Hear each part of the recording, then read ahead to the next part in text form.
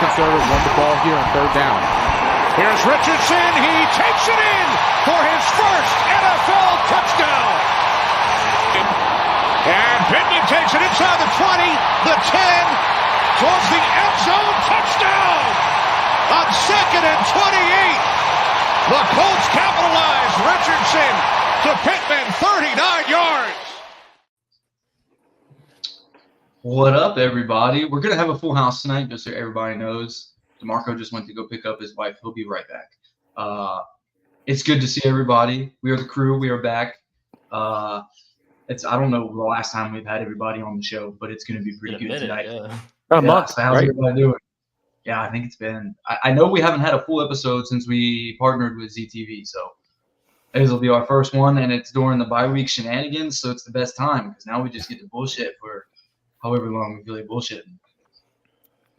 I love it. Sorry, I'll put my money in the jar for that. Sorry. Yeah, for y'all who don't know, Matt's on a swear jar program now. So if you catch him slipping, go ahead and put it in the comments to make sure he lives up to it. Mainly the big ones, all right. Mainly the big ones. All right. Yeah, I think like damn and hell can fly, right? Like, yeah, I think shit and ass can slide by too. Dude. That's just whatever. But yeah, how's everybody doing, man? 500. We are 500. It is great. I haven't watched a Colts game on a Sunday for the last couple of weeks. I've been watching them on Monday, and it's actually been more peaceful. I'll be completely honest. It's more peaceful to watch it on stressful, Monday. maybe. Yeah, because you already know the outcome. So. Do you shut the notifications off then, or do you kind of keep in touch that way too? Because it would drive me crazy. I have put my phone away pretty much. Yeah, I try not. I don't look at my phone. I just see the final score or whatever. I actually turned all my notifications off for ESPN and shit because I got tired of getting those updates, especially when I stream the game. Like, not stream it, but it's not like an on live TV, so it's kind of behind. So I always turn off ESPN and stuff because I'm like getting notifications. I'm like, I don't want to know yet, Dude, I wish I had like the capability, or I guess the ability as a person to watch it like that. Like, because I know now you watch it more as like analyzing the game, right? Like you go through the all 22 and see what happened, why it happened. I wish I watch the condensed first. I do watch the condensed first, which is nice because I'm 40 minutes of frustration rather than 3 hours of frustration. It's something about like the masochist in me or whatever. I just have to make myself suffer through the Colts game and just ride the highs and lows and yell at the TV the whole time every week. They pissed me off this year. That's literally I'll tell you, my entire existence. Seeing the offense be terrible on a Monday is a lot better than seeing the offense terrible on a Sunday. So. Yeah. While it's happening, you just want to you want everyone gone. You're like, forget this, dude. Let's just, especially like if you have red last zone up. Week. Well, yeah, but especially if you have like red zone up and you're watching all these other teams like light it up, and you're just like, what are we doing, man? But bro, it's so annoying because they always put on like Miami or a team that really knows how to score. Or and just they're the fun ones to on watch. red zone. Yes, and they're over there putting up 70 points on teams. And we're over here, I don't know, struggling against the Patriots. Putting up 10. Yeah, putting up 10. With a 10-6. Now, granted, this past week was the first time that we really looked like that. I mean, we didn't play great offensively against Carolina, but Kenny Moore took care of that issue for us. So I think this past game was the first one where we've really been like, hey, offense, let's get it together, man. Up to that point, we're the only team in the league that scored 20 in every game. So I'll try to stay off my frustration a little bit. It just looks so forced. It looks so forced in Germany for some reason. Everything. Football in general just looks so forced overseas. It does not look right. NFL, listen to me. It doesn't look right. Quit doing it. The teams hate it. Players hate it. No one wants to do it. I don't know because I didn't know you feel like that. I would argue like if you go to watch the Mexico games, bro, like that looks legit. Like when they had those games down last year in Mexico, 49ers and was it 49ers Green Bay? Those games were legit. Granted, they didn't have to fly very far, but either way, like those games were legit. Also, the problem with Germany is they're playing on a totally different field surface. It's like a soccer. It's a soccer field, bro. That surface is totally different than any football field any of these guys have ever. More dense, right? More water in it. Yeah. It's a weird field. Everything's different, so it's like I don't know. So I don't know. I'm a fan of the foreign games. I like the broadcast. I like seeing the game go international and all the fans go. The crowd was awesome. Like we can get that out of the way. The crowd was super cool, singing "Sweet Caroline" while Gardner's fighting for his life. That was a highlight for me. But yeah, I think maybe just some adjustments in how they plan these games. Like maybe it'd be easier if they did it like only after a bye week or something like that. I don't know. Just give them a little bit more freedom to get there in time to properly plan. Now it's on the coaches when that team goes. So maybe we played ourselves in that aspect, but I don't know. I'm a fan of it overall. The only real good thing about it is the games are earlier, so maybe they should just 100%. Maybe they should just decide to change the schedule instead of playing at 1 o'clock like they always do. Let's go ahead and play morning time games. Yeah, it felt so weird. Let's get it. I liked it. I did too. And then the late games will be the 1 o'clock games, and then the Sunday night game will be like game. Yeah, it was 4 dope. o'clock.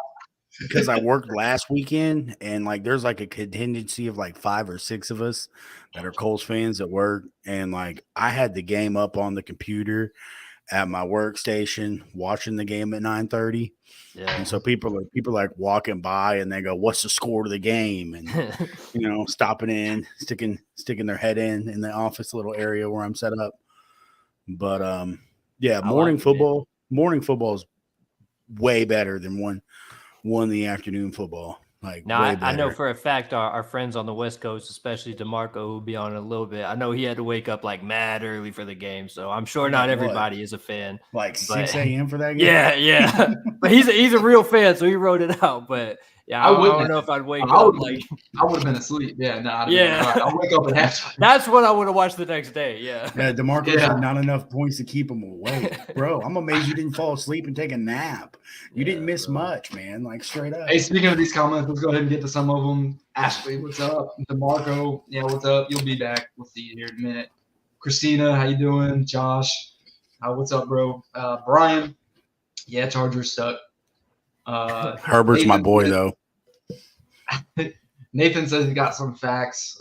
Pittman's 61 catches, 600-plus yards, only 2 drops. He could be the first person to have 100 catches and 1,000 yards. He could be the first to do it since 2012. Pretty sweet. Yeah, MPJ's earned his deal, in my opinion. Get that thing done ASAP.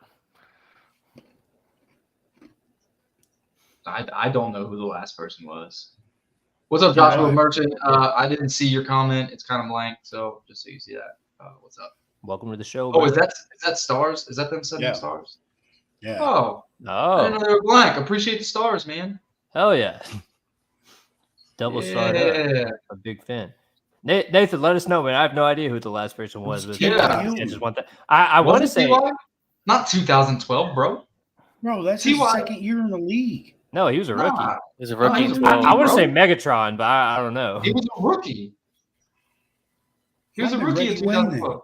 He was like third string quarterback or third string third overall pick or something. Third round pick. If this is Colts, then it's Reggie Wayne. But if this is all 99 stars, woo. Yeah, it's Reggie Wayne. Okay. Yeah. The GOAT. Arguable. I thought T.Y. No, man, T.Y. didn't take off the second year. In 2012, he like popped off almost immediately. That's why I said he didn't. It was the next season. Fair enough. Wow. I didn't even know who he was till 2013. I didn't realize Reggie went for 1,300 in 2012. 100 his last year. I was about to say, it was towards the end there. Andrew Luck ruined his career. Oh, never mind. I said that wrong. My bad. No, T.Y. Hilton ruined Reggie. Andrew Luck underthrew a 10-yard route. He went back the opposite way and broke his leg or tore his ACL. That's why Andrew Luck at the end of that play, if you look at him, puts his hand on his head. Hold on. That was one of those freak injuries that like I'm just messing around. Those non-contact injuries where everybody was like, okay, turf might be a problem. Yeah. And then 10 years later, we're still sitting here arguing about turf versus grass when all the players say, let us play on fucking grass. For real, man. Go on Twitter and you see every player talking about, let's get rid of turf. Bro, I love the hair. Yeah, you can't hide that shit, bro. I saw that. That man's receding hairline's in the middle of his head. Oh, he's going back to get a hat, bro. Damn. Oh man. Yeah, if he comes back with a hat, that's fucked up. Yeah. We saw Reggie, man. Reggie. Oh man, good times. Good times. My wife's cat insists that she's on this show, so hello to this bitch. Oh, he didn't come back with a hat. I got 2 in the back. No, I'm not wearing a hat. I don't think you heard what I said there. We're getting on you. I care less. Have people knocking on my door. Oh no, Go no, away. no. It's too late for that. I had Mormons. Oh my god. Hey, keep it 9 to 5, all right?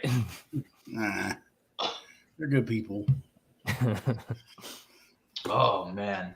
Well, if you guys want to get into it, yeah, this past, we talked about it a little bit, but the Germany game, offense definitely sputtered out. It wasn't what we've grown to expect from this year. Other than like Josh Downs played really well, obviously Michael Pittman played well. Our rushing attack though was not what we would expect with the backfield that we have.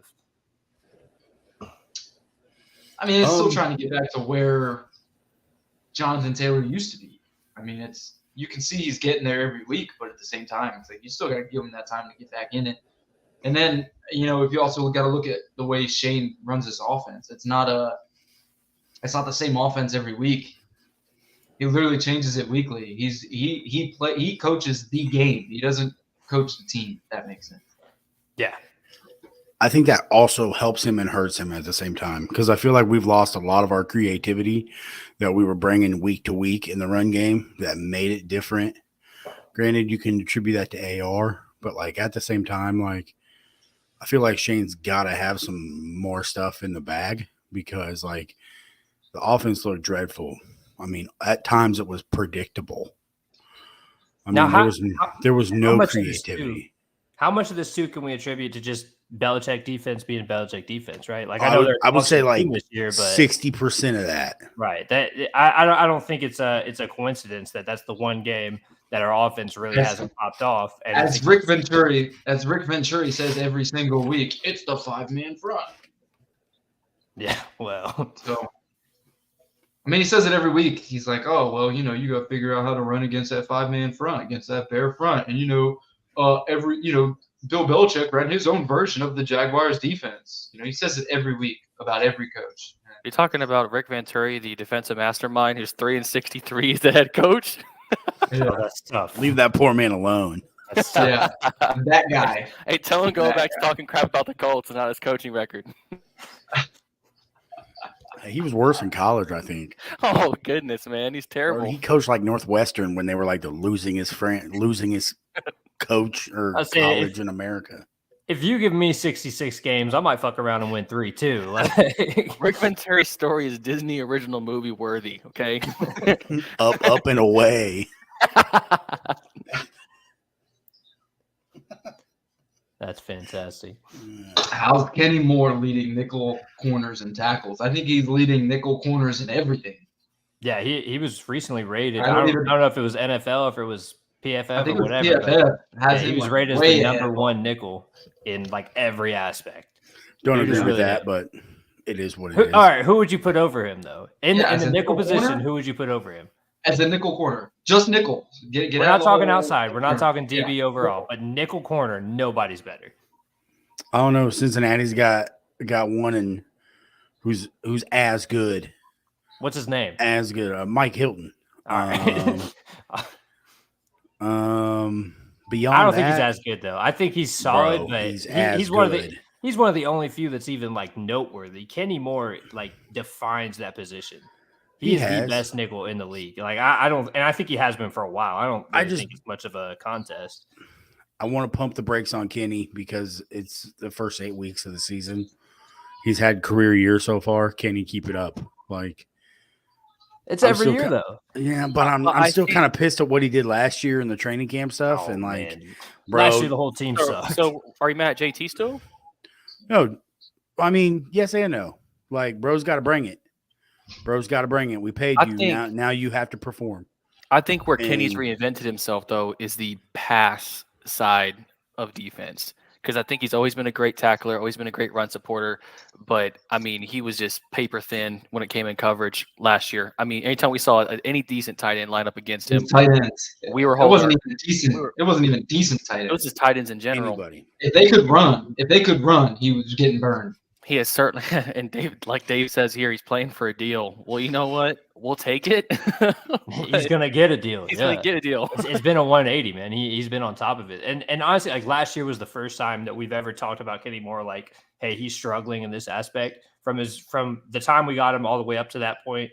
I always felt like dude was lightning in a bottle. And then this year, as you said, it's been like from the Jacksonville Wentz game on for like a whole 2-year period. He was cheeks. It was like one season. Either way, like that. It was a season, and it was a season and 2 games, but everyone was cheeks last year. So like, yeah, I'm just not a Kenny other Moore than fan. like Bobby Okereke. Like, I'm not a Kenny Moore fan, so Yeah. like this is me being biased. I just don't like the guy. Like great locker room guy, just not a fan. Like he can be gone, and I won't miss him. That's well, wild. you will That is defensively a hot when we take, get yeah. shredded. Dude is the only guy, probably the only guy in our team where we could say we have the number one guy in the league in that position.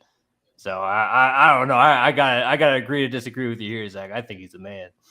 If Probably not this Jelani Woods, if Jelani Woods ain't back yet, he ain't playing. No, he's not playing this year. No, for a hamstring injury. What the fuck did he do to his hamstring? Hamstrings suck. Dollar in a bucket, Matt. Come on now. Jesus. Oh, my bad. Pulled pork hamstrings. Good catch. Julian Blackman. Well, yeah, all right. The Julio Jones of the Indianapolis Colts. Yeah. All I right. just need to ask him, bro. You want KC masterpiece, or we doing Carolina style with that hamstring? Like Pittman, Blackman, Moore, and Grove. What order do you bring them back? Oh, I'd bring them all back. All four. Yeah. First of all, obvious answers. I want all of them. But if we have to prioritize, I think Pittman is number one. Like, get that Pittman and Grove. Pittman and Grove. Yeah, I'm gonna have to agree with y'all here too. But I mean, and Blackman's low key having a career year too. He's played great. He's playing. Great. Our safeties in general have been playing very complimentary football. Yeah, but what do you do with Nick Cross? Nick Cross isn't even playing well. That's the problem. What is when he even plays? This is where if I'm Ballard, you have this guy that Ballard hyped up, and then you have Blackman who's playing a career year. Like you want to see what this draft pick is because they wasted a 3rd-round pick on Cross. It is what it is. Yeah, but you have to think of it like this. Right? How many times has Ballard just sat on a guy because he drafted him? Like he doesn't care. If you're not going to perform, you're not going to play. Well, think about like Zaire and EJ, right? Like those guys did not come in their first several years. They were special teams guys, or they didn't play.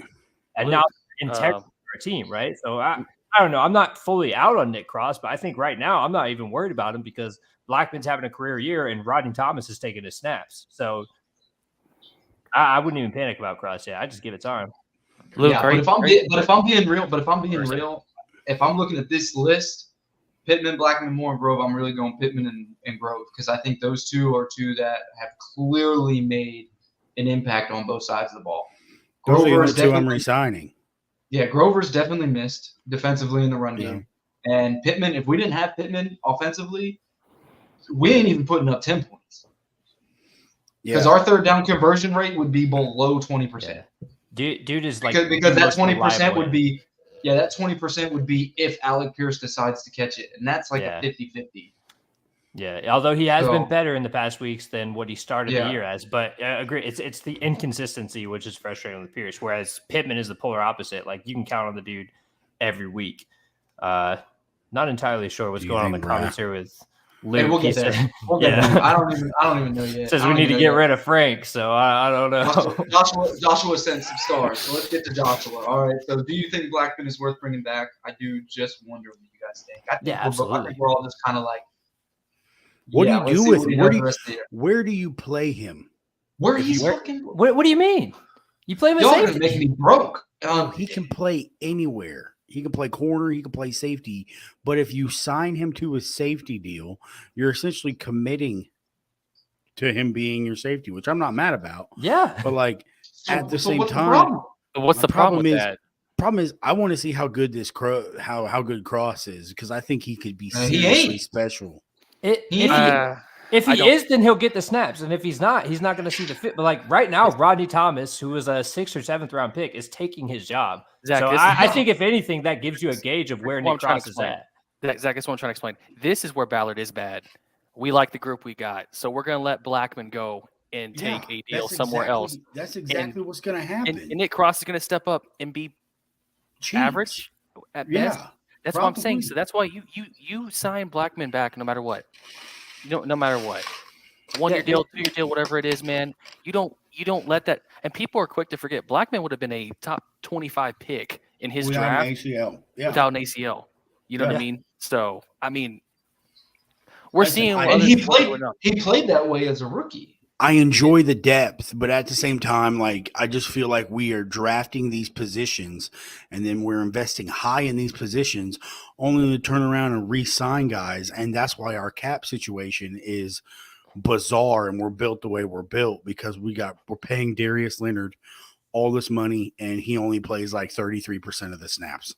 Well, at the time that we took Cross, we needed a safety, and I think it's arguable that we could still need a safety because it's a question mark of whether Rodney Thomas is really that second guy or if he's just playing well in spurts, right? But I think Blackman is clear and far and away. Like, you keep that guy in the back, you keep him. You play him as a safety. That's what he does, and you pay the guy. Nick Cross, I'm not out on, but I don't understand like the controversy.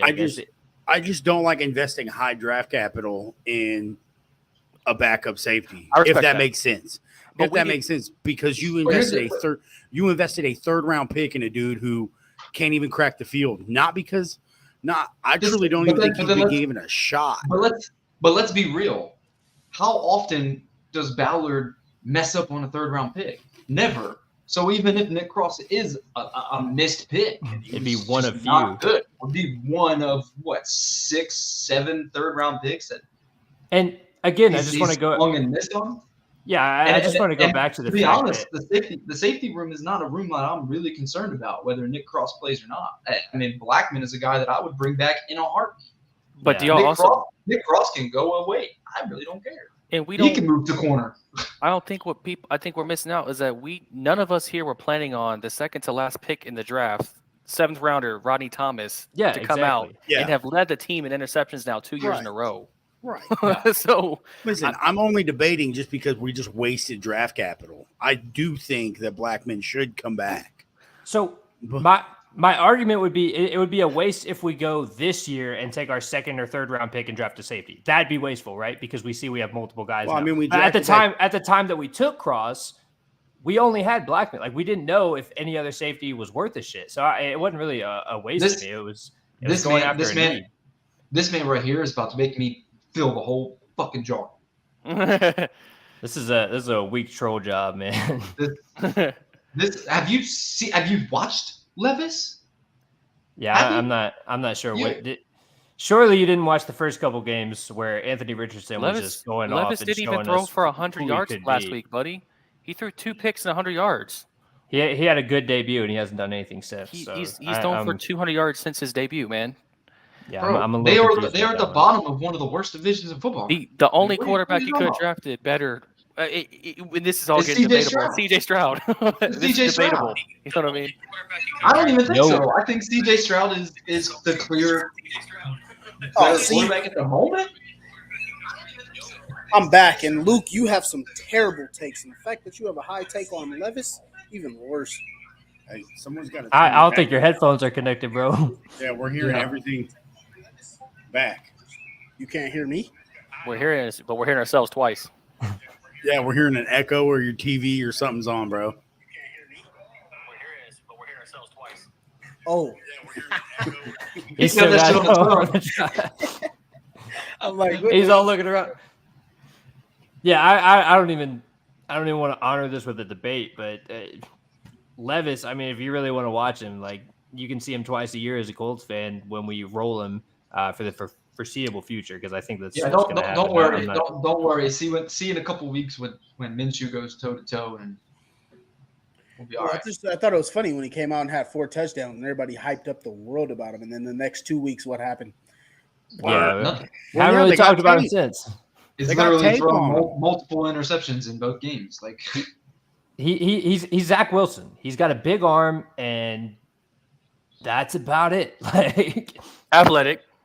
sure, athletic, but everyone's athletic now. Zach Like Wilson- in the Zach modern Wilson's league. athletic too. Yeah, Yes, he is. in the modern league, you just got to be athletic to play quarterback. I'm not taking that from him. He's athletic and he's got a big arm, but and to sit here and say we should have drafted Levis because Anthony Richardson is hurt, but we're sitting here at 5-5 while Anthony Richardson played one full game. yeah. No, I think. What are we complaining about? What are we complaining about? Will Levis. If we had Will Levis, we wouldn't be 5-5. I don't care what. I mean, not Gardner even- would have started I mean, from the jump. I mean, still Yeah. not even We'd that. be But you 10 can and sit up. here and say you can say draft whoever, but Yeah. Joe Burrow is hurt right now too. Yeah, doesn't so matter should who they have you drafted draft. somebody It else? doesn't- Like It doesn't matter who you draft. That doesn't change what can happen. Yo, what happens. Joe Burrow got hurt in his rookie year too. yeah. So maybe they Or should have that drafted someone ACL. else. Yeah. and and then then- went to a And then went guess to what? a If they Super wouldn't have, Bowl yeah, 2 they years following wouldn't have gone to the year. Super Bowl. They wouldn't have gone to the conference championship. So no, man, I'm not. Yeah. I'm not even jumping on that train. What did Colts fans think this year was? A you Super guys- Bowl run? Yeah, we no, we are I don't know, 500. We are above expectations. We are in the was? I playoff think race. I think it was just like They what we wanted to had draft discussed TJ before. Huzamazili and win a championship. Like that's how it was supposed to go down, bro. Guys, we are 1 year removed from hiring an ESPN analyst and losing a 35-7 lead. Okay, Yeah, It takes and we're time. You're doing all right. You're doing all It takes right. time. Minshew, Super Bowl MVP. Watch. Book And, it. and for anybody that had any sort of doubt, go look at how well Frank Reich is doing right now in Carolina. Yeah. Bro, he got beat by Minshew. Go look how good Matt Eberflus is doing in Chicago. He got beat by Kenny Moore. Yeah, I'm not sure. I mean, this is a hard fan base to please, I guess. But you know what? Matter of fact, we were a dog shit team last year. We're significantly better just to watch this year. Our record is already a game above what we finished at the end of last year, and we're only 10 weeks in. So, yeah, I don't know what there is to complain about. The crazy thing is after a win, all I see is we need to start Sam Ellinger, and y'all need to like put the pipes down. I understand Indiana. Ellinger. I love that. I understand that Indiana loves their men, but please put it down because Take it it's- easy. Hey, It's- hey, as the only resident Hoosier on the show, I take offense to that. But it's true. But is it Everybody wrong? knows it.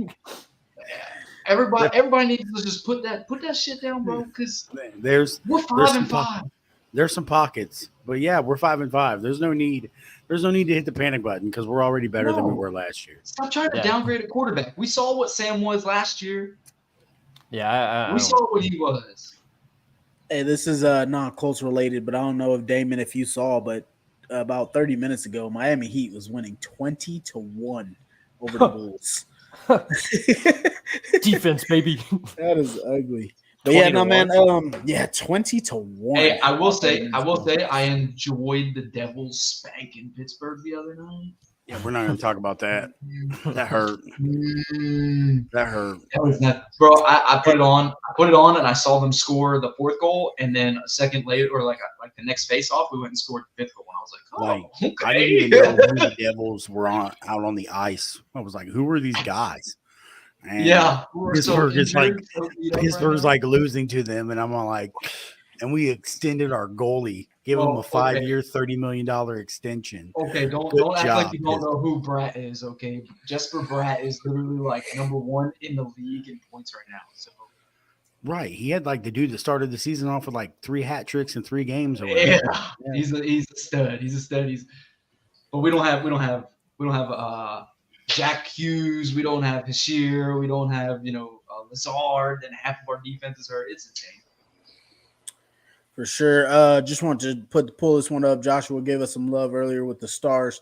Love your show every week, guys. Keep up the good work. If I had to say, I would give this season so far a B. I love what Shane has done with the offense. You could definitely see a big improvement.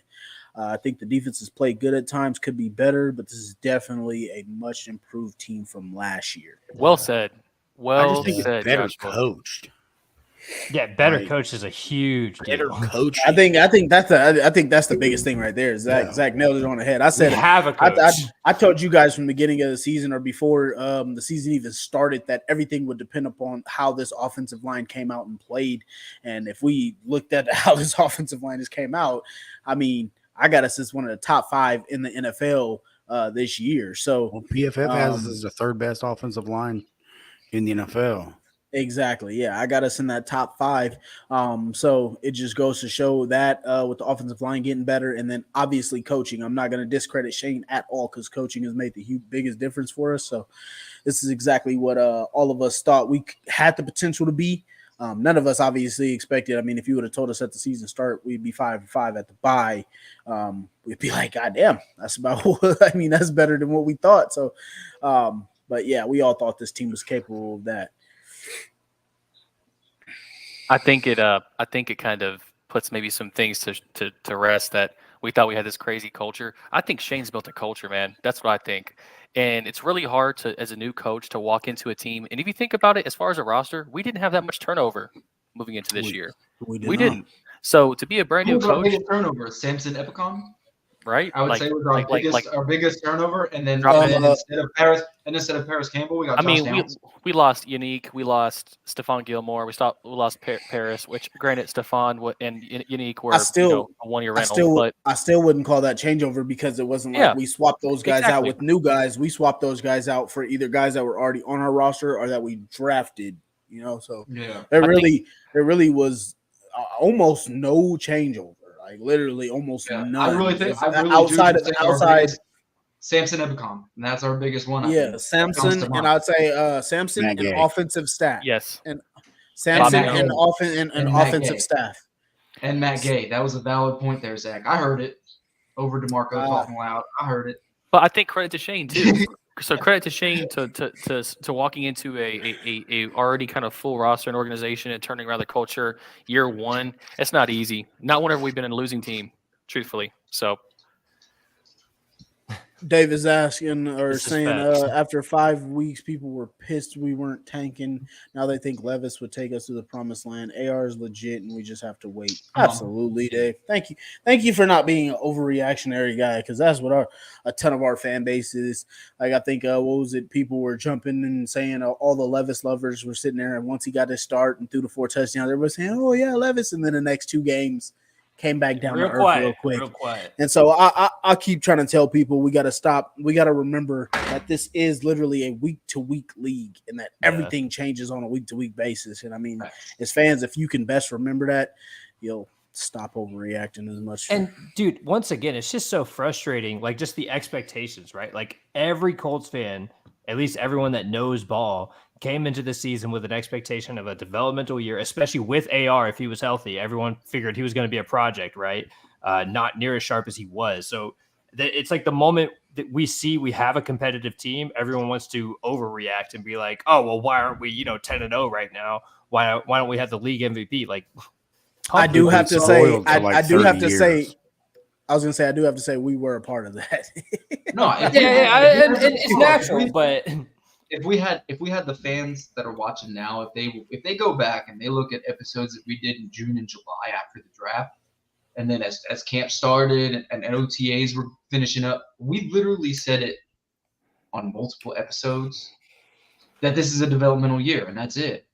And none of us, I mean, we did our predictions and had us predicting like 10-7 or 11-6 at or most, something. yeah. But that was just the way it kind of went down in the predictions. But all of us knew that had an idea that we were going to be maybe around 500 or below. We didn't. Yeah. We never expected to be the 10-7 or 11-6 like our predictions kind of said. Yeah. I think we all happened that way. Yeah, I think we all saw our AR and we're like, okay, maybe not as bad as we thought. Well, even after the draft, I think all of us were still kind of questioning what AR was going to be this year until we saw him, even during like preseason training camp. It wasn't until like I think the Rams week game. 1. For me, it was the Rams game. The Rams game, I was like, okay, this guy he's coming out of the shell. Yeah, because before that, it was like he was getting riddled by, week 1 he had the injury at the end of the game. which he played well in. I wasn't saying that game was trash because it wasn't. He played well, and yeah, I was good on him. And then week 2, what was that? Houston. Yeah, he got hurt again, and then it was truly the Rams game when he finished and he played that whole game, and we came back from 23-0. Yeah, on his shoulders, like what he was able to do. Game. Because that was the game where I was like, this is the most Andrew Luck-esque game I've seen, dude, since Andrew Luck. Like, and it wasn't me comparing him to Andrew Luck, but it was just okay. I'm excited. Like, that's this guy can put the team on his shoulder. Yeah, because he was able to take the team on his shoulders and do what he had to do. Yeah, I think it was to see from him. Yeah, I think it was a little different for me because I watched him all year at Florida the year before, and just seeing what he was able to do in week 1, I thought it might, like some guys come out and look like deer in the headlights, and I just thought he looked a lot better than what I thought he would look as far as like just from his reads, his playing. Like even when he threw the interception, I saw what he was trying to do and whatnot, and just so from that point, I thought it might look like like, oh crap, what is this guy doing out there? But so that's what it was for me. I just knew from that week on that I knew we had something, and then every week he was scoring like 2 touchdowns within the quickness. So, dude, next year's gonna be electric. I can't wait. Well, my mom texted me this like week 4 or something. She was like, "Look, y'all are doing better than you thought they were." She's been talking smack to me all year. She's right though. I mean, they are, man. Yeah. Like I don't know. I mean, half of us had them at this amount of wins, and they're already there for the year. Yeah. I think I said 6. Yeah, Dave, I somewhat agree. I mean, I disagree with this one, but yeah, I was about to say we filled that hole. Like if he was a loss, EJ and Zaire have more than made up for it. They're having incredible. Not even EJ and Zaire. Zaire had made up. Yeah, I just want to give EJ a shout out too, because that's something I didn't see coming, was how good he was going to be. And then I agree with this one. EJ has filled the void of Shaq Leonard. Yeah. I mean, let's be real. Darius Leonard. I don't even care if he gets mad at me anymore. Darius Leonard. I mean, he became Shaq, and now he's Shaq, and now he's going to lose snaps. So, yes, I agree about Freeland.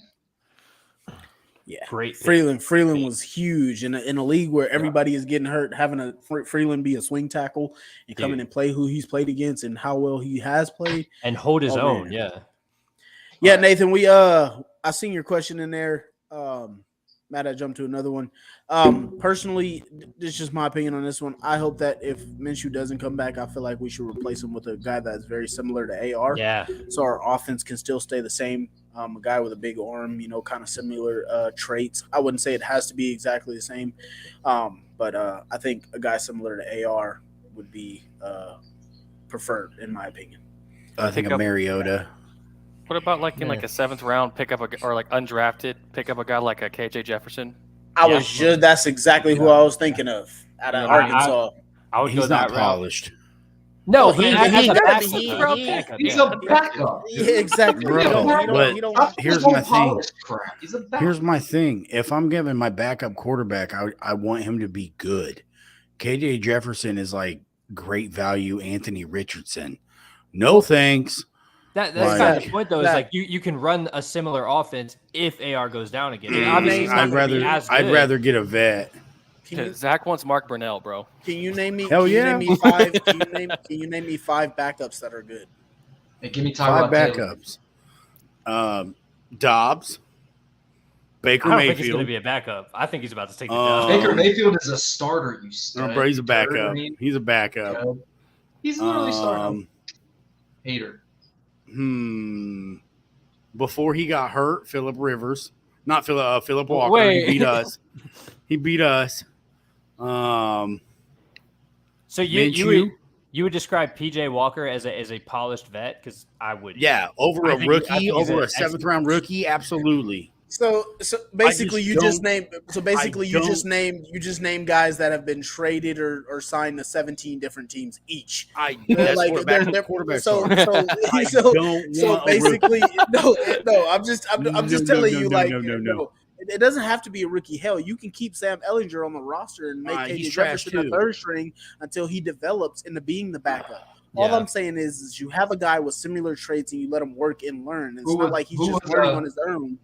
Bro, Shane who was was making old boy? that nice. Who was old boy? Who was old boy from Baltimore that made the Pro Bowl? Tyler Huntley. Give me Tyler Huntley. My answer. And he didn't even deserve it when he came No, in. of course not. Baltimore went from 24 points a game to 13. Yeah. So you can't name me a good backup. All I'm saying is get somebody similar So you don't have to change your offense. So when he comes out, we can still be very similar. I don't even care how well the guy can throw. Just give me a guy who can run. Shit.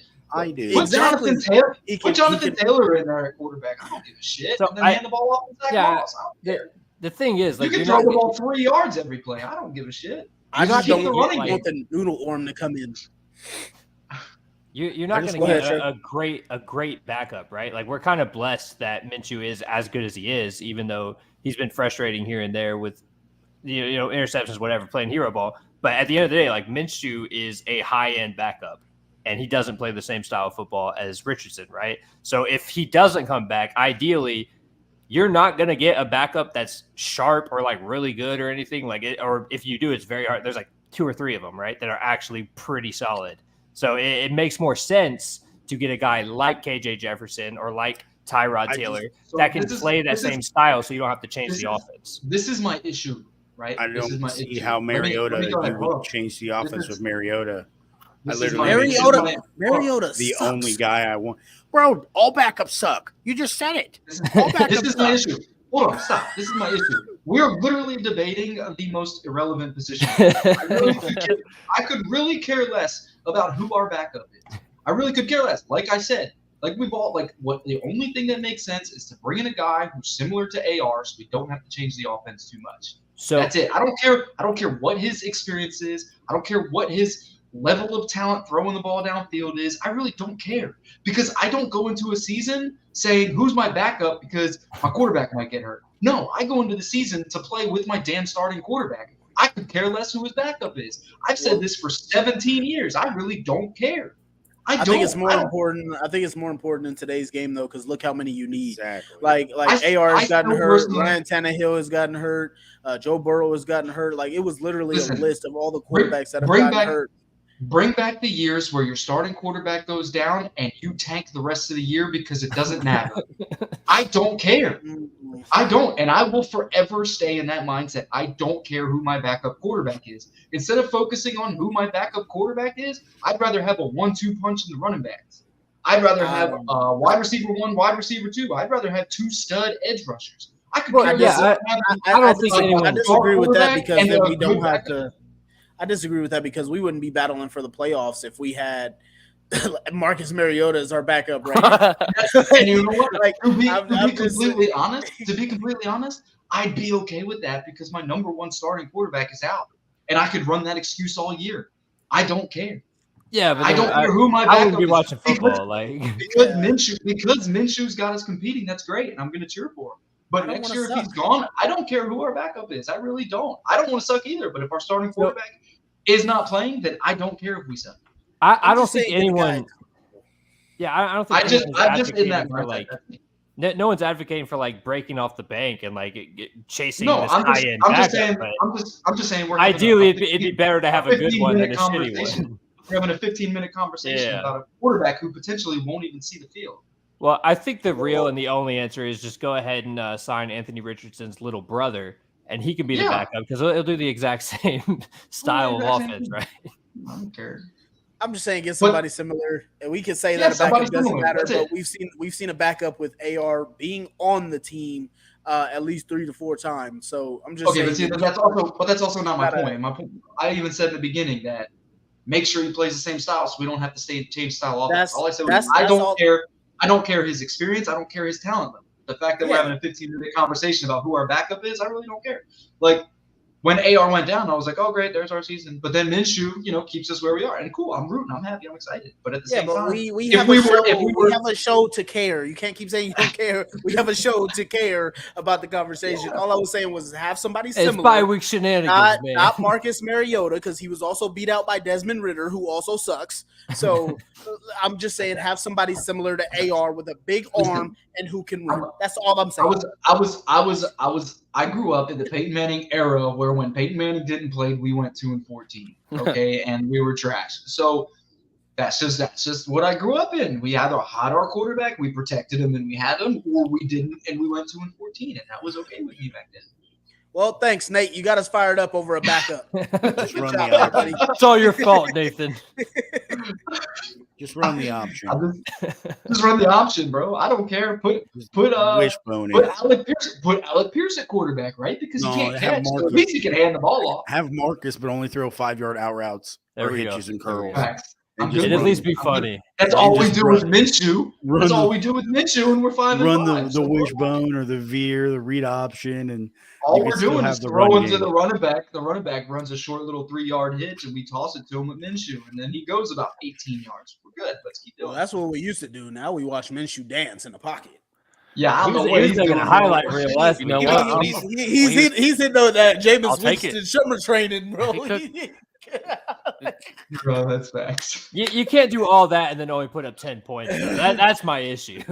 He looked cool doing it, but we got to score, man. That shit was funny as hell. I don't know if y'all see that video. I think I sent it to the chat. I'm not sure, but bro was in there. They showed the little kid that was in the AAU basketball. He's just sitting there like James Harden dribbling the hell out of the ball. I was like, that's Minshew in the pocket for no reason. Like, bro, throw the ball. Just stand there. He's not even taking pressure, and he's over there like spinning around and everything. This man had Sweet Caroline playing in his head. every damn drive. Yeah. It messed him up. It messed him up. Oh, man. It was fun to watch, hell, but Oh, It was whatever. not We gotta fun. It was score, man. Come stressful. on. I was Yeah. stressing. I was stressing, God. bro. Quit All dancing. right, let's get to the grades. Let's get to the grades, all right? Because y'all are good. this is enough backup talk. Yeah, enough backup talk. I'm done. All right. Speaking of, all right, we're gonna go ahead and go into the offense. We're gonna grade our quarterbacks, which is gonna probably be our backup. So let's go ahead and do the grade. What y'all got for quarterback? I got a C. Okay. God damn. All right. B minus. B minus. All right. Trev.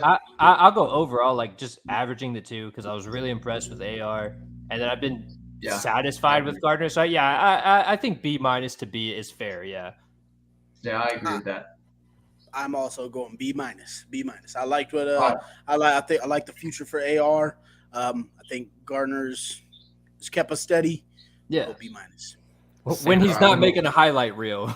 We'll He's do B minus. We'll do Fair. B minus for quarterbacks. All right, running backs. I gotta go A here, bro. I have A minus. Okay.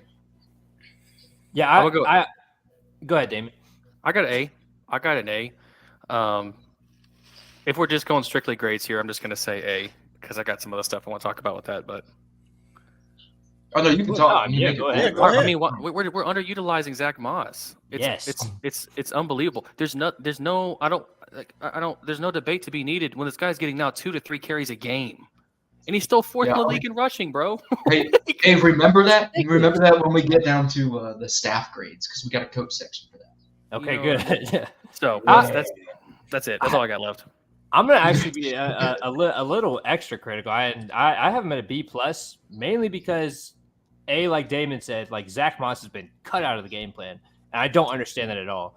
Because he was on fire through the first couple weeks, and then JT comes back and it's like, all right, well, we're done playing with you. Like you go sit on the sideline. That doesn't make any sense to me. We have the opportunity to run a 2-headed monster. Let's freaking do it. And then obviously the past 2 weeks, our rushing attack hasn't been spectacular, so it brings it down just a little bit for me. But overall, I'm still optimistic about the rushing attack moving forward. That's why I'm at a B plus. Yeah, I'm gonna go A because I just think Zach Moss was number 2 in rushing before JT came back. That was with missing a game. Thought his production has been great. JT comes back and we goes in there and we still be productive. The reason I put on JT's jersey because he was the only person to score over there in Germany. I do got some coaching comments as well to what Damon was talking about, but as far as running backs as a whole and production, I'm going A.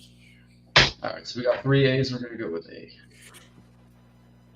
All right, tight ends. F. Oh, I got a- wow. I got an I on tight ends. Incomplete. Incomplete. We barely use them, motherfucker. Like I can't grade them if I don't see them. Like all they do is block. Yeah. Like I mean, I don't. Shit. Yeah, I got an F on tight ends. I really don't know. Like we have 15 tight ends during With training camp, any of and them. And now we see two of them, maybe. Yeah. But then I look at it and I'm like, I like what Granson has done. But really, I mean, Mo Alley's had like 2 catches all year. Bro, it's been 2 Granson. touchdowns. They 2 touchdowns. Yeah. Granson I think and he got 3 catches, 2 touchdowns. I think Granson's got like 6 catches. Will Mallory has like 2 catches, and Jelani Woods has been hurt all year. Well, Mallory had like 2 games where he was y'all on missing top of that. the world. Listen, I get it. Y'all are up on Will Mallory, but that man, when he got that 1 catch in that game, I give him an F just for that 1 catch, just because he looked like he was so scared that they threw him the ball that he's like, right. Yeah. breadbasket, bro. He was so shocked. He looked like me if I were playing in the game. Ogletree's been nice, but they That's don't my use guy. him enough. I love So these Ogletree and Granson are my top 2 right now. Yeah, see, that's why I'm not trying to grade against like their usage. I'm Yeah. grading against their production, and since we haven't used them that much, that's why I want to give it an I, because it's not their fault. Because every time they touch the ball, it's either big gains, touchdowns, big plays. I mean, obviously Granson had a couple drops early on in the season, but I just think it's incomplete because we just don't use them enough. Yeah, That's I actually like where DeMarco went with this. I didn't realize I was an option, but I think he's being a smartass. Well, that's I have to go. So let me explain. My grade on Anthony Richardson is also an I because we didn't get to see him.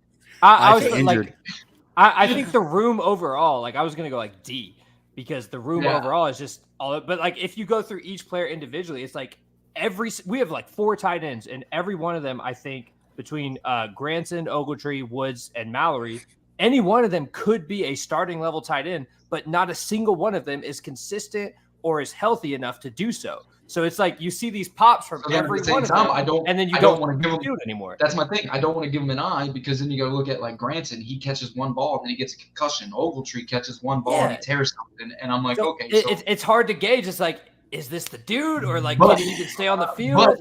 But I'm okay with giving them an I because they've played a lot of snaps this year, and a lot of the times, if you look at the tape, they're open. Yeah, you're about to they're put open. words out my mouth. That's exactly what I was going to go. Imagine if you put my bad. I'm gonna let you go real quick, Damon, because I know you still haven't given your grades there. But I just want to say, if you took all of our tight ends, put their yards, their stats, their touchdowns, or whatever together as one person, we'd probably be giving that tight end an A. And that's why I got incomplete. Yeah. But go ahead, Damon. Go ahead and give your grade, man. And I'm going to give him a D. But I think when healthy, the best tight end in our group is Alec Ogletree, without a doubt. And he is. I still disagree with that. I still think it's Jelani Woods if healthy. You can't. Go ahead.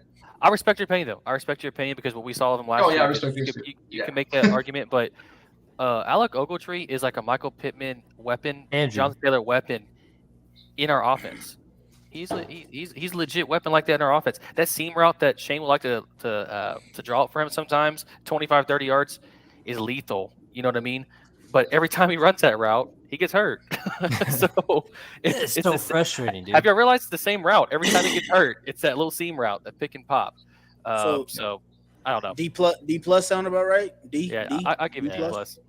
I was gonna put an asterisk next to them. Yeah, I put incomplete. I put incomplete, but on the graphic, I'll put like an asterisk on there. I don't know. Because I agree with the whole, I agree with the incomplete. But then at the same time, Mo Alley just automatically just gives him a D. So yeah, he can fuck off. But in Madden, he's a 96 overall. Bro, like 100 blocking. When I played the first full season with my franchise Colts, Jelani Woods is now a 92 in season 2. Like, he's a star. With 99 speed. I use the hell out of Will Mallory, though. Like, I use the hell out of him. Especially with 99 speed. All right, wide receivers. B plus. My only complaint is I need to see more out of Pierce. Even though he's like literally ran like 1,000 miles. I'll say my point on Pierce when I get to it. You know, from that next gen stat that they showed over in Germany, like dude's like the motion man. But I'll say my point. I'll say my point on Pierce, but yeah. My only complaint is you got to get Pierce more involved. Beyond that, I'm happy with the production between Downs and the other receivers and Pittman Jr. Obviously. Okay. Yeah, I think. Yeah, go ahead, Damon. I'm gonna give a B. I don't think for one time this season we've seen a game where we think we have to have It's better solo down receivers. low. Yeah, I like that. I don't think we've seen a game this season yet where we can single out solo out our receivers as a reason why we've lost a game yet. So I think we all want an extra piece in there, but I think B is a fair assessment. I mean, Downs has been a nice addition and has taken over that role pretty nicely. I'm shocked Damon gave the receivers a B. All right, Chandler. I'll go B plus. The only reason I can't go A minus A is because Isaiah McKenzie really hasn't shown us much at all, and then Pierce has been inconsistent. So it's we don't have that complete room.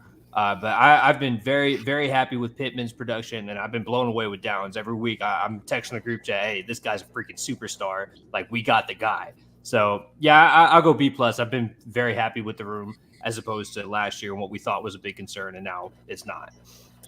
I'm giving the wide receivers a C plus. C plus, man. I just I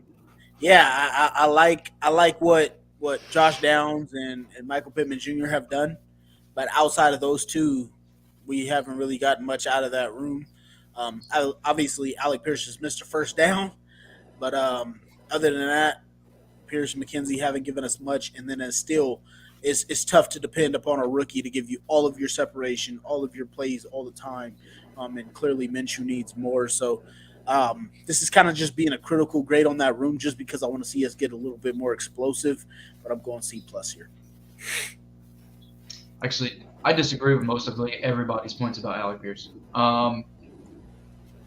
Alec Pierce has been sent on all go routes, and he wins the majority of them. His not next even gen lie. is crazy. Bro, hold on. No, I'm not even joking, dude. If you watch this man on tape, this man he wins. He wins. He's open. Then when the ball gets thrown to him, it's underthrown. It's underthrown. I'm just saying. I think the jury that's out on Alec Pierce because of the fact that he's not utilized a lot. Yeah. Is a little unfair because when I have gone back and just watched Alec Pierce just to see, and this man is open a lot, bro, a lot, and they don't use him on any of these intermediate routes. Yeah. He's literally just a go. What's your grade on the room? On the room, I'm going B plus. Okay. I think what's keeping them out of the A is the fact that we don't use Alec Pierce as much as we should. Yeah. I think his usage really dropped when AR got hurt because all those go routes, AR would give him those chances at the 50-50 ball and stuff like that. And he hasn't really been getting those chances. I'm not down on Pierce at all. No, I mean, it's kind of just it's kind of just like the tight end room where we're just not utilizing. Yeah. Him. So like Nathan's comment, Pierce has been playing well lately. Pierce has been playing well all year. Yeah, he had a couple drops early on. He had a couple drops early on, but let's be fair. He's been playing well in the role that Shane put him in. Yeah, that damn blocking role. The only issue is that for that role to work properly, we have to use Pierce in that role because his role is to draw a safety. And if you're not throwing that deep ball to him when he's open, it's not going to draw a safety over there to open up Michael Pittman even more. So the complementary role that Alec Pierce is supposed to be playing on that deep threat, we're not using it. Minshew's not throwing it. If Minshew were to man up, grab his cojones, and throw it, we'd be having a totally different conversation, in my opinion. A lot of pass interference calls going our way. Yeah, almost every time we throw it his way deep, it is going. Yeah. We do get a PI. And that's part two of why he doesn't have the numbers that blow people away. Grove is coming back week 13. Yeah. Or after week 13. What, a B? It'll be a B overall, I believe. Yeah, around there. I will say Alec Pierce is I think he's the main reason Jack Jones got cut this past week from the Patriots. He took that man's job. He was 2 steps ahead of him on the big game that he had. All right, offensive line, I'm giving an A+. I don't think there's a discussion we even need to have. A+ to the big all the way back. Hold on. Hold on. Let me say something. The potatoes. Let me say something. Right guard Will Fries, I've been too hard on you all year, dog. He's a dog. I've been too hard. So far, you've been consistently good, and you're only getting better. So, He only struggled like 2 games. Right.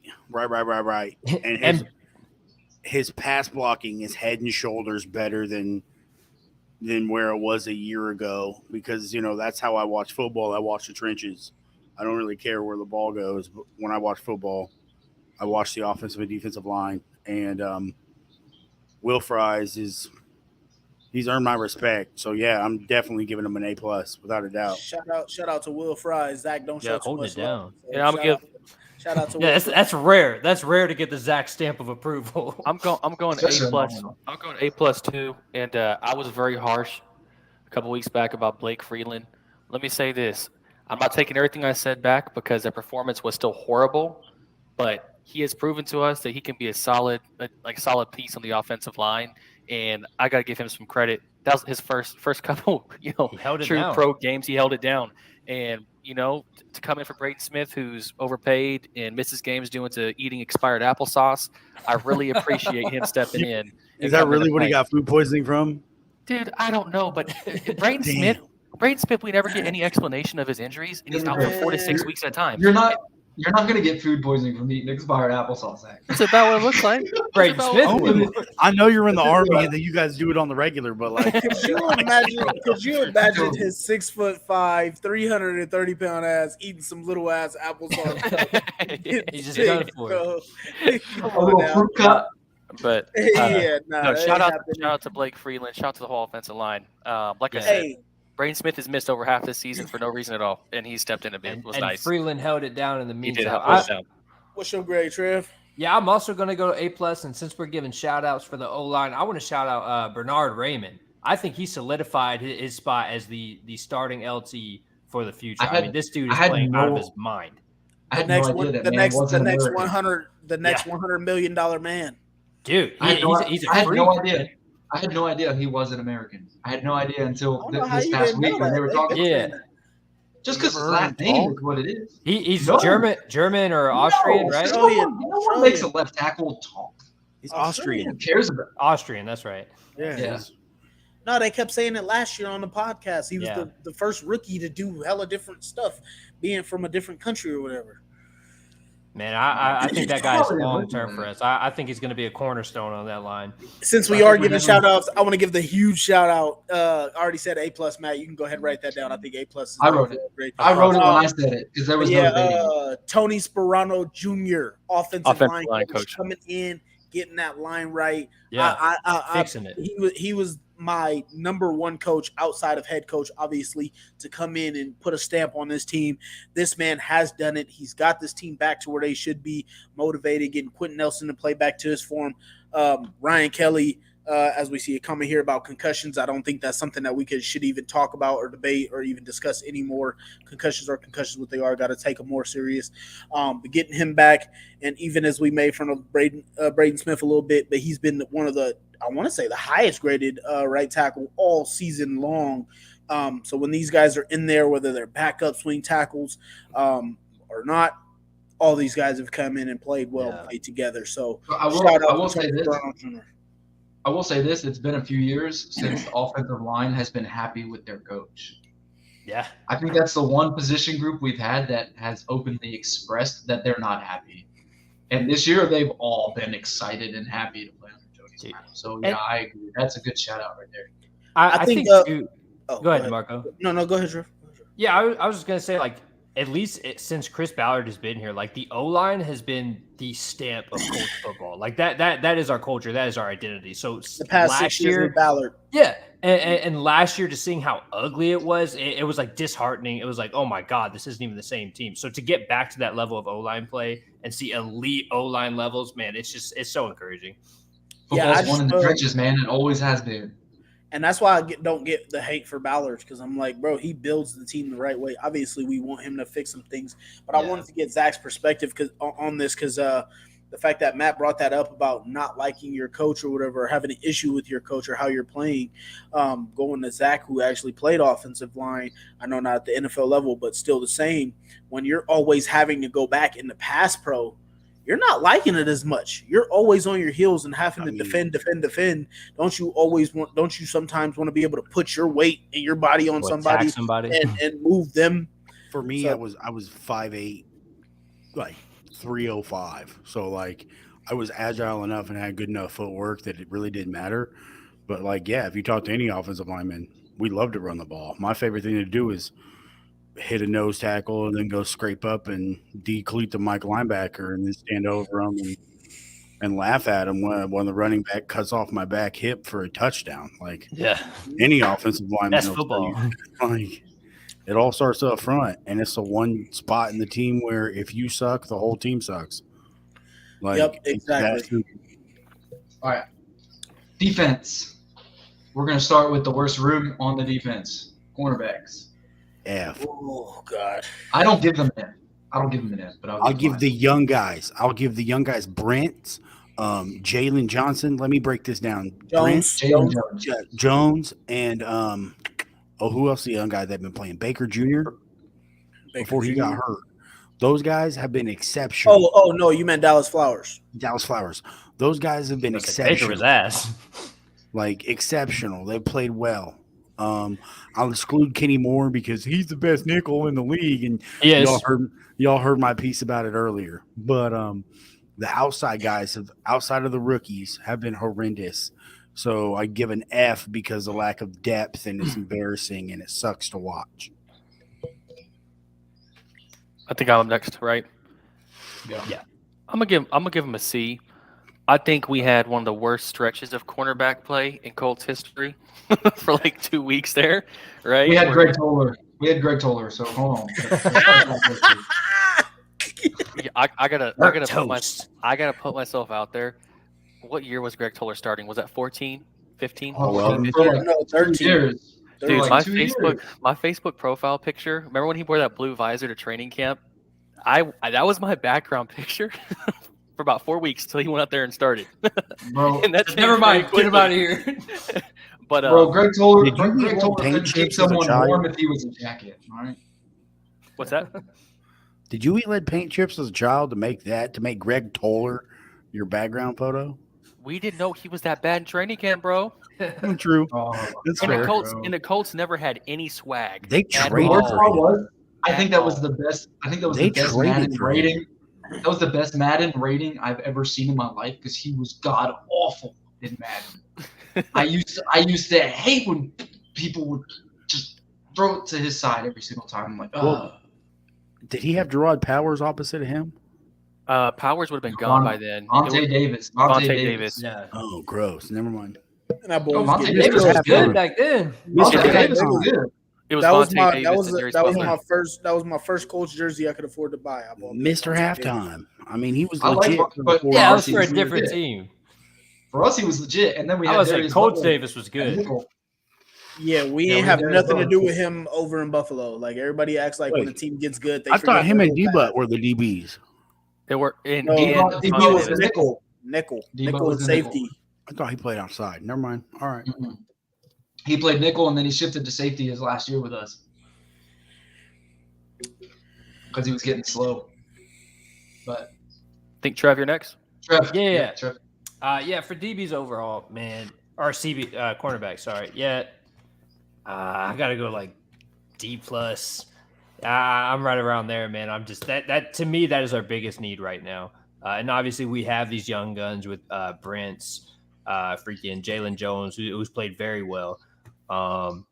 Hopefully with Dallas Flowers when he's healthy. So we have possibilities there, but as of right now, seeing Baker and 39. I already forgot his name because he's Flowers. Tony Brown. Baker. God. Yeah, seeing these guys get burnt every week, man. I can't go any higher than a D plus, man. So I like the potential we have with the young guys, but the guys we have out there playing every week because Brent is hurt and everything, it ain't it. That's the reason that we get scored on. That's the reason that we have lost a couple games. Like it's unacceptable. So that's a D plus for me. I'm going C plus.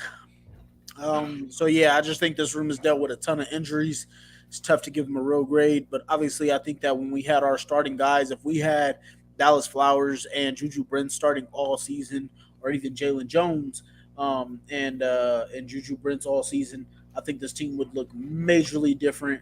And and it give us a lot bigger space to work with, and so we wouldn't have to go to some of these undrafted guys so soon.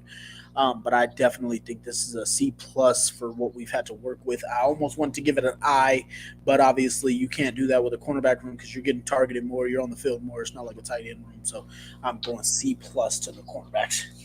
So I actually agree with DeMarco 100%, and I know that never happens. So take it, mark it, whatever. Normally, me and DeMarco are not in agreement on things, but I actually agree here. What day is that? What is that? November 8th at 6:32. DeMarco and Matt agreed on something. First time in show history. I actually want to say, what's his name? Darrell Baker has actually improved the last couple of weeks ever since he got benched for Tony Brown. So I know we have a lot of, he lost us a couple games, or he lost us one game essentially. Yeah. But after that, and he got benched for Tony Brown, and then Tony Brown was the god awful Greg Toller, whatever. Traffic cone. I think that Baker has played well. Jalen Jones has played well. Kenny Moore is Kenny Moore. Of course. And Juju, I'm not going to steer away from Juju because I think Juju will be back soon. He's not like out for the season, so he'll be back eventually. I love Juju. I think Juju alone gives me. I think I give that man an A+ alone, single-handedly, just because he's a rookie. He's a rookie, and he hasn't steered away from playing aggressive against top receivers, and I love that. And he's talked trash to them. They've talked trash to him, and I love what he brings to the defense. He doesn't act like he's a rookie. And if you see a player beat him one play, you're not beating him again. Yeah, he comes back aggressive. Now, him and Josh Downs. I love Ballard for those 2 picks. Those are dogs. Those 2 picks. Those are dogs. That's future of Indy right there. That's future of Indy right there, in my opinion. And then also agree with you on that too for Jalen Jones in that same conversation, Max. The Jalen Jones, I want to say, he hasn't got the targets yet up just because he hasn't played that much yet, but he's one of the highest rated corners over the last 3 or 4 games that he has started. Mm-hmm. So shout out to him too. I do think it's fair to just give them an overall C or a C-. Yeah, and again, it's been tough because guys have been injured. And I want to throw it back to pre-draft episodes. If you guys remember, I watched Brent's play at freaking Kansas State, and knowing he was an Indianapolis kid, I was like, dude, this guy fits our defense. He fits our culture. Like, he was one of my number one guys that I just want on this team, and he was all that and more for us when he was healthy. So I can't wait for this guy to get back on the field and start dominating. Was it pre-draft when Isaiah Rodgers got suspended? Yeah. No, I don't remember the exact time frame. No. I want to say it was right before we made the 3 pick. I want to say it might have been the week before the draft. Yeah, because Ballard ended up what was it? Because the news came out, Ballard took 3 corners, and everybody was like, "Oh, this is why Ballard took 3 corners or whatever." Yeah, it must have been around there, yeah. And he was saying that he was going to take 3 corners regardless, so it just kind of worked out that way. But yeah, so I think it was pre-draft. But Devils are losing. My bad, I got distracted. Oh, you're good. I don't know if you saw my hands go up. I was throwing a touchdown for Florida. We up on top of Mizzou right now, 14-13. We're losing to the Rangers, man. I hate the Rangers. That's $1 in the bucket, Matt. I know, bro. What do we got for safeties? We're up to $40 just this episode. I got B's for all of them. For the safeties? Yeah. About you, Damon? I got A. I guess we're going the same way, Matt. I got an A. Oh, no. We're not going the same way. I was going A for Julian Blackmon, and then I was about to go C for everybody else. Even Rodney Thomas? I got an A. That's interesting. Okay. No, I'm not gonna back down. I had to think about that. It'd bring me down to a B+, truthfully. But I mean, that we have not complained about that position group maybe but one time, and I think that was that blown coverage on the no-name Shaheed from New Orleans that went for 200 yards against us on 3 receptions. Yeah. Thomas thought he was playing cover 4, and he's supposed to be playing cover 2. Yeah, so he got beat like a drum. Yeah, and played catch up at the end, which just didn't work. That's the only thing I could really think of glaringly that kind of stuck out to me bad about the safety. So I'm gonna go A here, man. It's nice to have a position group on the defense that's not playing like crap. Yeah, and that's the route I was going to go too. Like Blackman is a borderline A+ for me. Rodney Thomas, I'm a little lower on, but I'm still impressed with his play given where he was taken in the draft, what his expectations were. I have Devils must have got scored on.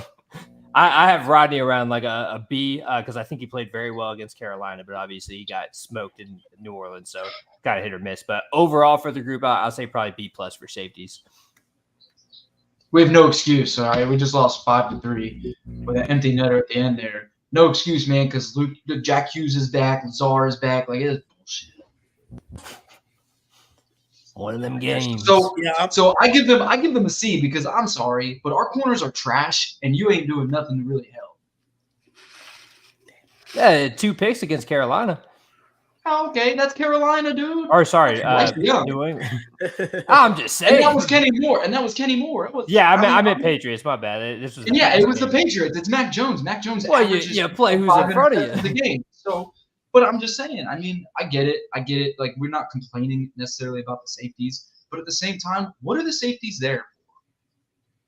If the corners get burned, and if you know you got Tony Brown in there, who's not essentially a fast corner or a Darrell Baker, and these guys are getting burned and you're not there to help, I'm sorry, but that affects you too. So your individual play, sure, but when it comes to who's getting burned on the outside and you're not there for support like a safety's supposed to be, essentially these deep passes go on you also.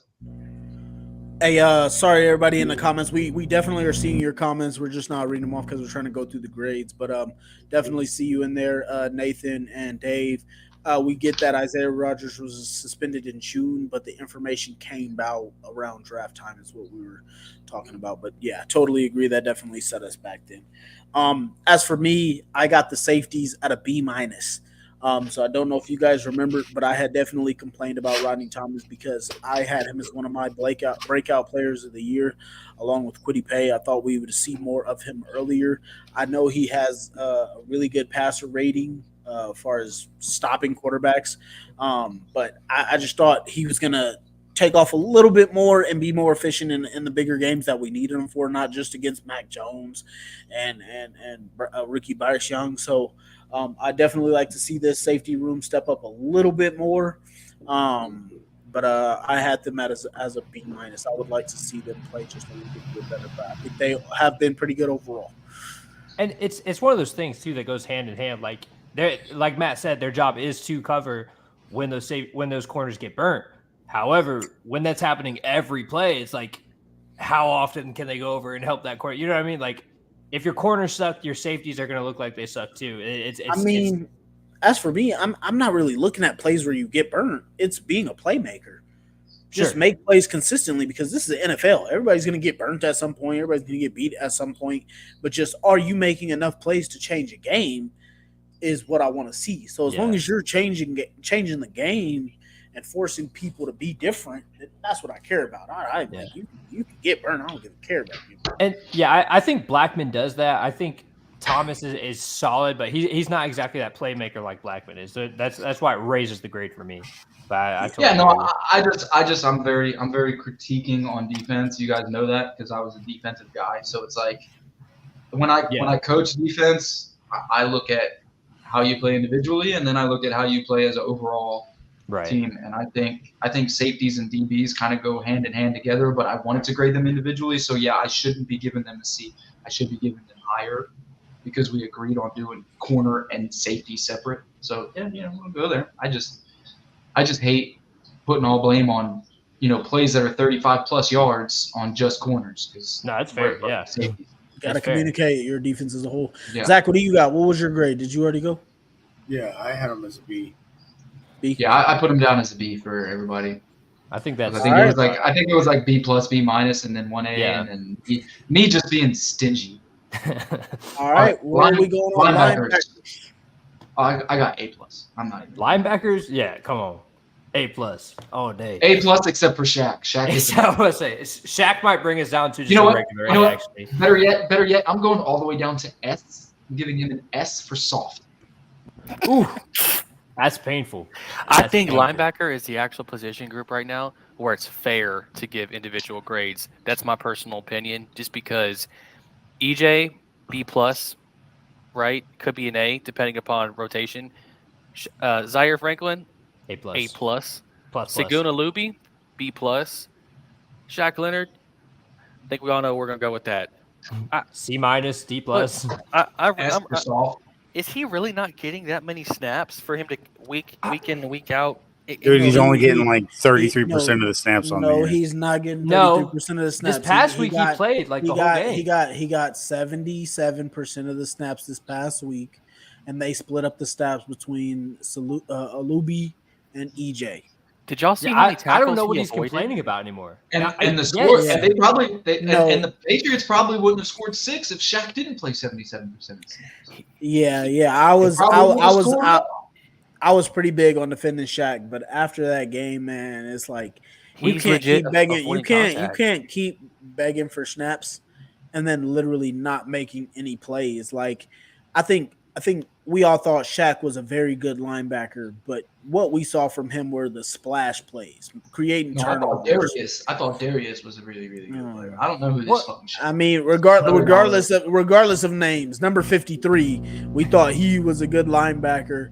And then his ability to create turnovers, even when he had his limp before he completely missed like all year or whatever. Still got a pick. That was the guy, like he was still getting turnovers, and that's just not what we're seeing. So it's like the fact that you're willing to fight for snaps from a guy in EJ, who if we gave individual grades, I mean, he even said on the Trenches podcast that he put himself above Shaq as far as rating linebackers. So, I mean, I'm giving him an overall the linebacker room, giving him an A minus, but I think Shaq needs to chill. And it's crazy because like his biggest thing was his instincts, right, and his ability to just go and meet that ball and make that play. And now we see his instincts aren't there. Exactly. He's like hesitant. Like the running back froze him. Like he backed up and he was caught like this in a freeze frame where you could take a picture of him throwing his hands in the air. I said, if you look at the Patriots game when I was watching it on Monday, right? Because I was able to rewind, watch again, whatever, right? They were running those stretch runs with Zeke. They were running with that other running back, Stevenson. Ramondre Stevenson. Yeah, and those were plays that Shaq used to blow up. Yeah. Shaq used to blow those up. Now he was walking into the blockers. He was walking into the linemen and just letting them block. I'm like, that's not the Shaq that we know. Like your instinct before was you read that play and you attacked it. That's what you were known for, and you weren't just attacking it. You were punching at it. Like you were. That's typically a turnover play, right? That was his ball. Yeah. And I know that while Matt, it may have sounded like you were kind of out of pocket for saying that. If Shaq doesn't play, they don't score. That scoring drive, he had 3 opportunities. Twice on third down, he was scared of contact. Say that again. Third and long. Letting offensive linemen hold on to him. You could see him like with his arm extended, like it's a basketball play, calling for a ball in post. He literally had his hand out like that, and then he got just completely shook out of his shoes on another. I think it was a screen that I threw in the chat. Right? It was a screen. Yep. I don't. Here's why I do disagree with y'all. His instincts are there because you see them. You see his eyes. You see his face in the play, but he's scared of contact. It's like that's mental block, dude. It's a mental block. I think and maybe he's not back completely from injury, right? Maybe he's truthfully not. But if EJ Speed and Saguna Luby are giving you better play, I don't care about the contract. Get them out there. Yeah. Yeah, I don't know. Zach, you want to give your grade real quick? I give Zaire an A plus. Linebacker room. Y'all keep giving individuals and only like 2 of us are giving a grade. Yeah, linebacker. Overall, I give the linebacker room an A. As for the whole Shaq, Darius, Shadarius, whatever we all want to call him. I really think he needs a year, and I've said that. Like, bro, it's been a year. This is his first real year of contact. So, like, this year I give him a pass because the instincts are there, but he still doesn't trust himself. So we get the So- pass, but here's the thing: stop begging for snaps. Absolutely. that's Absolutely. I don't disagree with that. But I do think it's unfair to judge a guy, coming off of a crazy injury that he had when, like, you read the reports, especially from a guy like Manning who had that exact same neck injury thing done. It takes about a year before you feel really like yourself. So, Dude, mean, I'll play yes. devil's advocate though. The only because- reason the only reason he's getting hated on is because he's screaming for snaps. He's Right. talking trash. Well, I mean, he about had coaching staff. when you're No getting one paid has when a you're serious- getting paid that money, wouldn't you though? I mean, bro. No, he's got to be honest with himself. You're getting paid. You're getting paid to Trev, not play that many snaps Trev, and put yourself in a position to get But hurt. I agree. Bro, but I pay see me both more. sides. Pay me more to let me do less. I see, Yes. I more to see let- both sides though. You don't think he feels the pressure and is hearing it from people all around him? I do. Bro, I do. You're not worth the fucking money. You're not worth the money. We overpaid. But he's making it, so it don't matter. Correct. But at the same time, as a leader of that locker room, and when you hear that, what are you supposed to do? As a Coach, leader, I need as to go a earn leader, my money. Play me No. more, please. See, But Zach, this as is a one of those quality- situations. As a leader- where I- Hold on, DeMarco. I get But where as, you're but going. as a leader, you don't go talk as to the a coaches. right, exactly. As a real leader, you don't. You say guys are playing better than me. I'll take my money. I'll take the back seat, get a Luby, get EJ, and get Zaire more snaps. Clearly, he's selfish. He's selfish in that. I don't know if it's. I I don't know if give it's him a selfish. pass. I This year, think I he's. give him a pass. I think it's like paranoia, man. I think Yeah. he's like so worried about like he needs to make these plays. He needs to get back to himself, and he's not, which is why he's stressing out and he's give me more snaps, give me more snaps. I need to be in there more. But then he's out there and he's hesitating and he's not making these plays. And to me, it's like, man, you're either ready to play or you're not. And if you're saying you're ready and you're out there and you're playing, I have to judge you based on what you do on the field. But if you're not doing it, which right now he's not, I can't give him that pass of like, well, give him another year and then he'll be ready. He's on the field. He's saying he's ready, and he's playing like shit. So it's hard to give him that pass. Yeah, I see, get it. me, I was the guy that gave him passes. I was totally good. Like if he was sitting there on the plan that they had for him set till November, he's literally going on air. Like he was pissed off. The whole Colts locker room is celebrating a win, and he's just sitting there like, Yeah. like that is not the Shaq that we know. No, dude. Like you were a second round pick who was called the biggest bust in NFL history. You came out and made plays. You showed that you were a team guy. You loved the team you put on for the city. And then you go through some stuff and you see a guy sitting here that's supposed to be one of your boys, EJ Speed, and you just want to down him by not wanting him to get any snaps, wanting him to get no love, no play while you're making your way back. Nah, fuck that, bro. That's bitch shit, crap, bro. That's bitch shit. I got no love for that. Like that's weak, bro. So like it was like I was defending Shaq all the time when people saying Shaq's not him, he's not himself. I'm like, even when he was getting 55% of the snaps and he was getting 7 sacks or 7 tackles and leading the team, that's when he was getting back to being himself, following the plan, trusting the process. Yeah. He has not done that, and EJ has been playing better than him, and it has shown. If he would have slowly worked himself back and just saying, hey, I'm seeing myself, I'm getting a little better, the team got me on the snap count, they want to get me right, and my dog EJ is playing well, and boom, be a team player. You got your money. You got paid. Like, just trust the process, bro. Like that just after that, bro, I see it. I couldn't agree with Shaq anymore after that. I see it. Well said. Well said. I mean, I don't think anyone's wrong here. Like that's me. I don't think either take. I think is wrong. Shaq is wrong.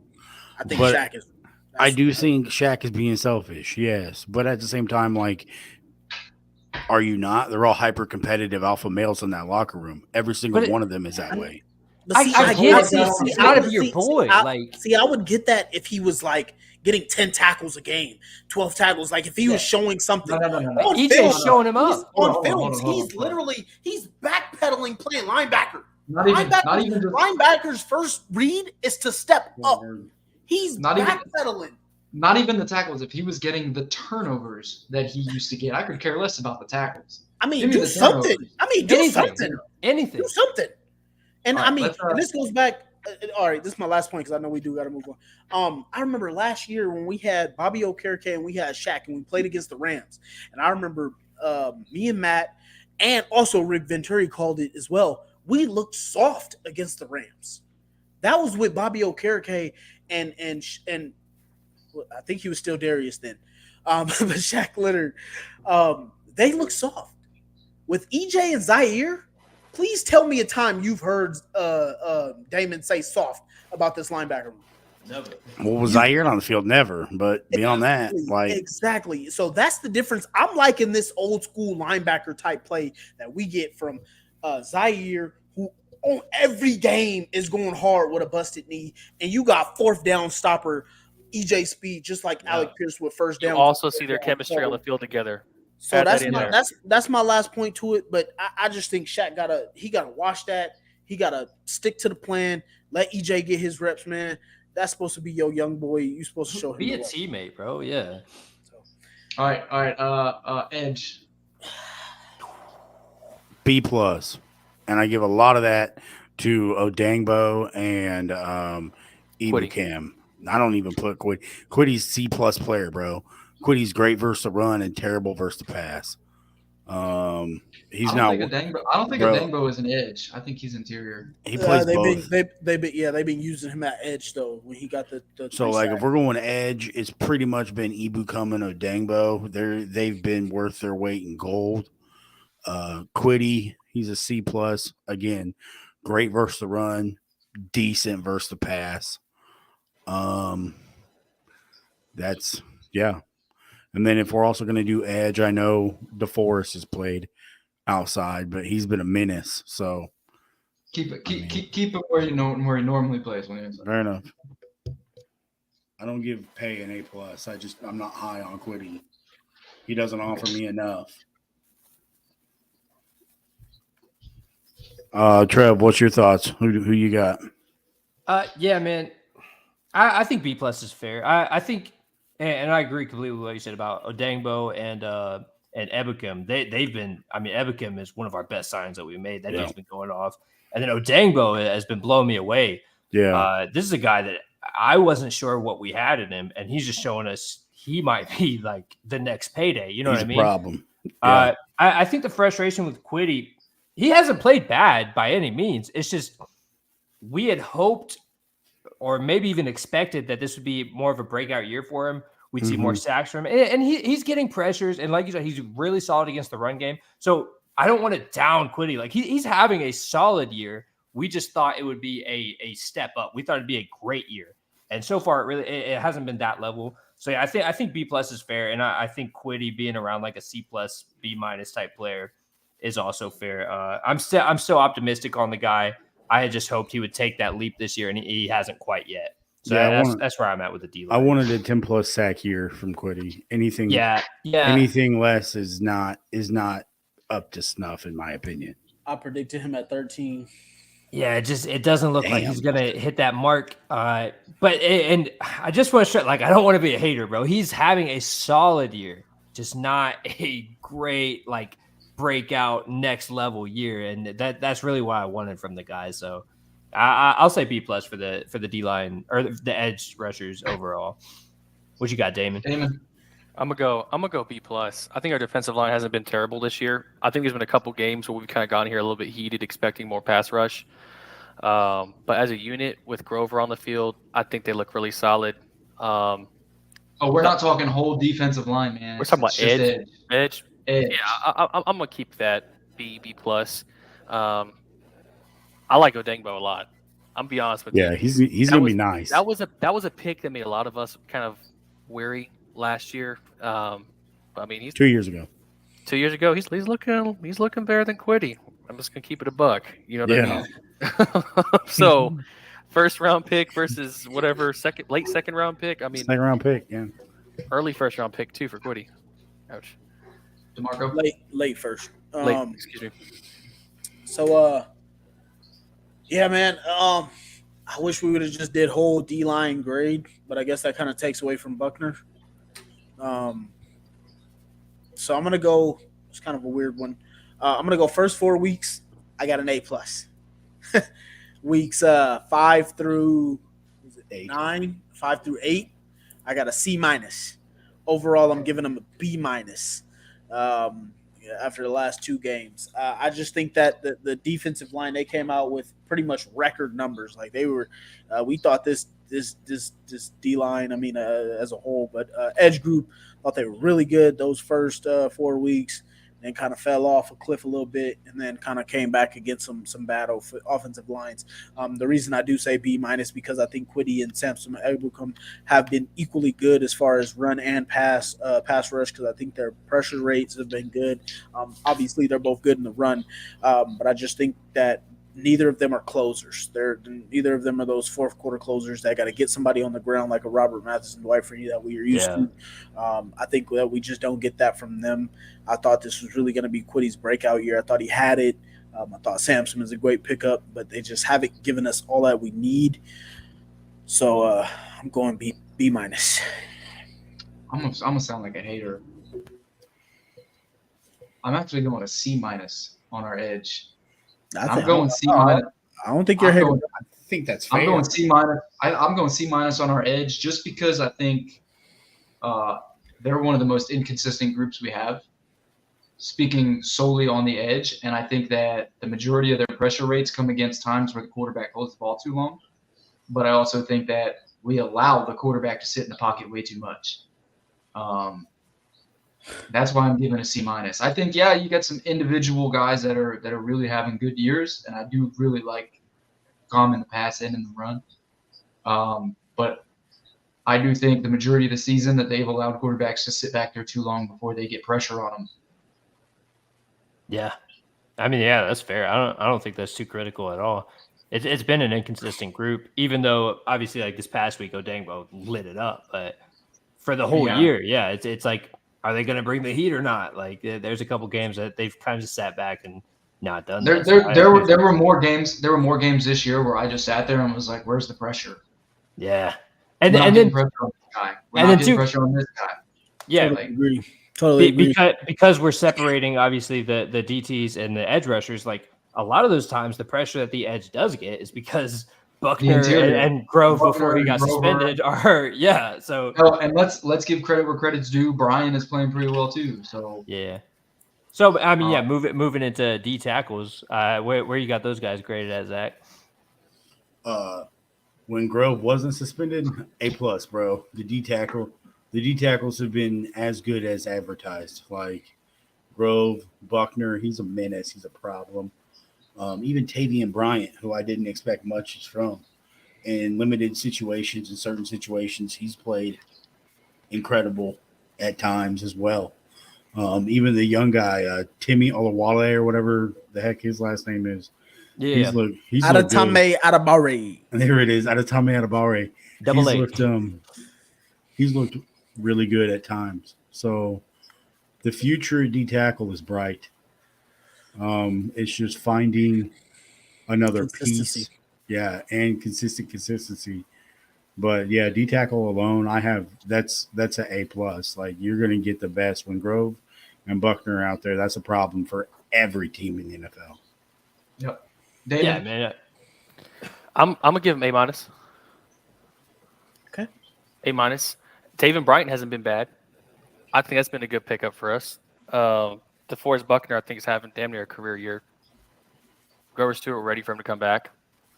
I wish we would have graded D-line in its like totality here, just because we're talking about like 2 players apiece. You know what I mean? Like when it comes to like the front. So I'm gonna give him A-. No complaints. Yeah, I go A+ before Grover was suspended. Obviously, I think those two are the best DT duo in the league. I don't know any team that has two DTs that are as good as what we have. But then since obviously Grover's been suspended, it brings down like AA-. However, I do want to say obviously Taven Bryan has played well, and then Jake Martin, he doesn't see very many snaps, but he's played solid too against the run specifically. Haven't hated him being in there. So yeah, overall, man, the interior is really where we play the best on the D line, and Buckner is just potential Hall of Famer by the time he retires. Man, that guy's so fucking good. So yeah, I'll go A+ overall. So I'm gonna go ahead and go A. Although I do think without Grover, it's clear that the run game offensively, it works against us a little more without Grover in there. But yeah, I'm not gonna hurt the interior defensive line just because Grover's suspended. Because when he comes back, it's gonna be clear as day that he's back. So Facts. He's just that dude. I think we found a good rotation of who's gonna sub in for who. With Tavion Bryant playing more nose than he was playing in for Buckner at the 3 tech. So, yeah, I agree there. DeMarco. Yeah, I'm going B minus. So obviously our A pluses, I believe, are DeForest Buckner and Grover Stewart. I don't think there's a better pass, run / combo at defensive tackle in the NFL. But then when you look at our backups after them have been absolutely horrid. We've given up, I want to say, about 160 yards on the ground to each team since Grover Stewart has gotten hurt. And even when DeForest Buckner and Grover Stewart were playing and they had to have that split snap count, they were absolutely getting ran all over. So I got them as a B minus. So basically, if I graded everybody outside of Grover Stewart and DeForest Buckner to be a C minus, taken away from their A plus. So I got B minus for the entire defensive tackle group. All right. So we've all said A's and then we have one B minus. So I guess we'll go A minus.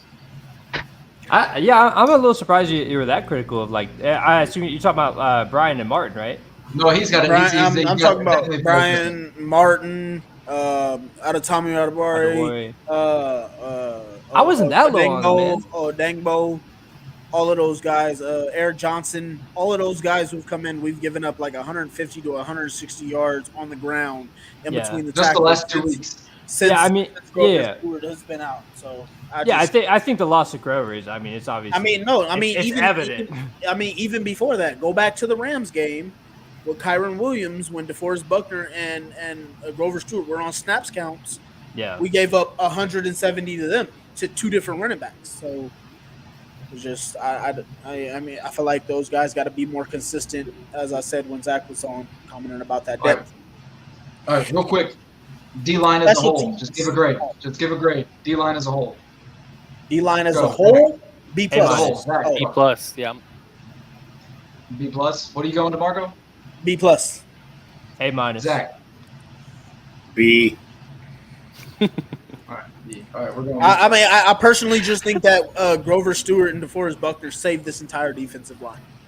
Yeah, I agree with that. I just think they're that good. Special teams. A plus. Yeah, I'll go A plus. We got all right. Rigo. A plus. He's having a career year. Damon had something to say. My bad. With McKenzie out there, McKenzie not out there on special teams. I'm giving McKenzie an A, man. I know we've had some heart attacks with him, but if you think about the plays, because there was 2 separate returns that have won us games versus New England and versus Baltimore. I know he had slips up on the ones before, but the big returns he had right after gave us the game. I got him an A, man. All right, Luke Rhodes, A plus. A plus for Luke Rhodes. All right, A plus. All right, stay. I probably shouldn't be giving McKenzie an A.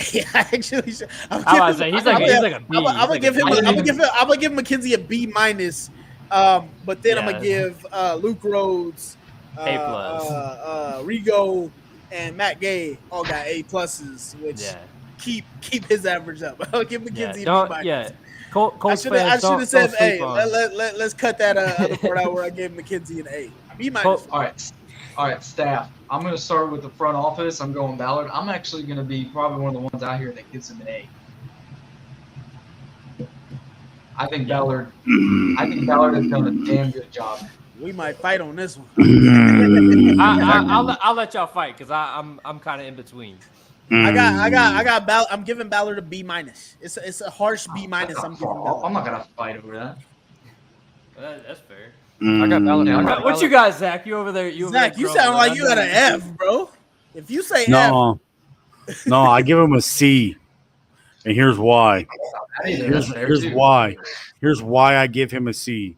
All right, here's drafting. Where my boxing gloves at? Drafting. We can't talk about drafting, bro. Come on. Drafting, he's great at. Okay. Okay. My biggest complaint is bro sits on his hands and is never All right. proactive. All right, hold on. Hold on, 1 second. He's 1 second. 1 only second. he's only a reactive GM. Here's 1 second. Here's 1 second. All right. Give me 1 second. We're grading this year, right? So Chris Ballard Right. this year. I'm grading Right. this year. Right. What did you want him to do in an offseason where we're trying to rebuild? I understand that.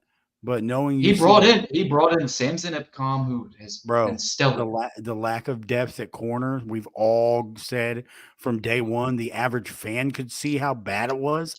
You didn't even sign one vet. Not one.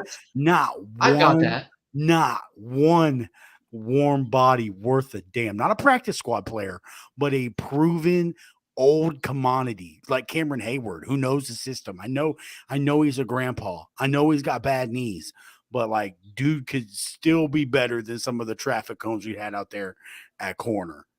Like you mean Casey Hayward? Yeah, Casey Hayward. Yeah, like, but here's the thing. You can't. Yeah, I mean that doesn't drop him to a C. I'm sorry, because it's like he didn't go. To me, he's a tier 2 GM. It's his grade, Matt. It's his grade. He's not the best. I mean, as I said, he's never been a proactive. I disagree with it, but it's his grade. That's fine. Like he's never been a proactive GM. He's always been the reactive GM. So you do realize, because I was one of the people who also said Casey Hayward. You do realize Casey Hayward was injured, right? See, possibly, but there's still other people out there who know the system that you can make a sign for. Go sign guys, figure them out. Hey, this is what I'm saying. We're still 5-5. Hey, absolutely. And I put, like I said, Shane gets an A+. The staff A+. Well, but, yeah, we saw him Ballard. Oh, no, not the staff. But Ballard, C. Yeah, I got him as a B- here. My bad, Trev. I just want to rattle it off real quick because I know Zach he's hated the reactionary, and I think Chris Ballard's opposite of a reactionary. He's an observatory GM. So what he's doing is he's getting his draft together. Boom. He gets his free agents together. Boom. He wants to observe what he's seeing on the field. Although we as fans are reactionary and we hate the way he processes, I like the way he gets down as far as what he does to address it. Would I like him to address it sooner?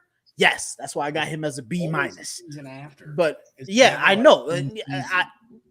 I know. But I think when you go in season, you kind of overreact like some teams do. Like, who was it? Miami, I think it was, who picked up Eli Apple, who got cooked for 240 yards right after they picked him up. So it's just one of those situations where I feel like you let young guys with fresher legs come in, they develop, and you see where they go. The staff made the decision to put Tony Brown on the field, which got him cooked because he's really a nickel corner and shouldn't have been out there on the outside. So, which is why my coaching staff graded that at C. And so I think Chris Ballard deserves a B- just because of the fact that, yes, I would like him to make a little bit of decision sooner, maybe work out some guys, show us that you're doing something.